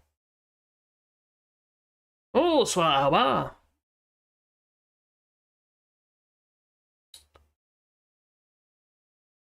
It's nonce. Yeah, well, the nonce Andrew is probably going to be. Well, he probably escort the Queen, maybe.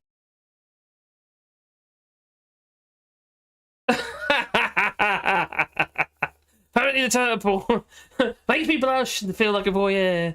Oh, I don't know what to show you, but we are. What is it about Johnson that makes you think? Sorry about that. Where is that? We're also, if you otherwise you support the channel if you want. We're also doing t-shirts and stuff as well. This is probably my favourite one. Is that one? Yeah. If it loads up. Oh, there you go. Go back. Brexit is fecked up. Yeah, it's just stuff that we obviously get a little mission on that as well. Boris Johnson. Welcome to Brexit, sir.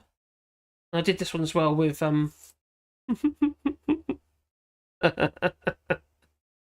there's another version of this as well with well, it's got a rear words on the back as well. I think it's that one. Where's the rear? There we go. I'm sorry. Oh my god. I love that Dutchman. I do. Oh, any ideas for political type memey kind of memes type t-shirt designs? You know, leave it in the comments. I'd be very interested. Or send it to even to our website, which is AllShorts.eu on the contact page. Yeah. What about this? Oh, load up. The only useful Tory is a laboratory. Oh, silly things like that. Boris Johnson's not the Messiah. Oh, this was quite. This is what's shared with me. Oh, this is plagiarised. Yeah. Trolling the electorate since 1834. Conservatives. That's when they're founded, 1834, the Conservatives. Operation Save Big Dog. Oh, anyway. Out of there. Anyway, thank you for joining us, and like I say, good night. Do I do turtle porn or not? I don't know. I don't know if you like it. I thought we could do. Talking about thank you. And, well, thank you. Welcome to Brexit, sir. How about that? There you go. All the bread or not? Yeah, take them all. Take off the meat and leaving the bread. No, everything will be confiscated. Welcome to the Brexit, sir. I'm sorry. Oh my. Oh god, more trolls again. They do try. The Queen is skint after sorting Andy's fine deal with a 13-16 million or something stupid. Nuts. Absolutely nuts. Victor Meldrew. Yeah. Anyway, I am going to go. The old bint Queenie is not short of a bob or two. I don't think so. I don't think she is. So see you next week. We'll upload some videos. We upload it tomorrow. Oh, what the hell?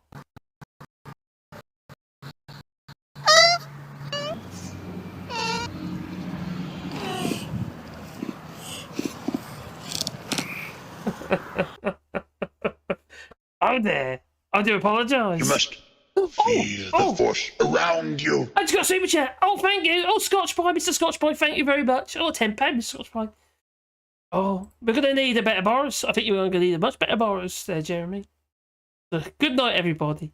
And thank you for joining us. So, it's time to go. So, I'm going to say... Oh. Okay.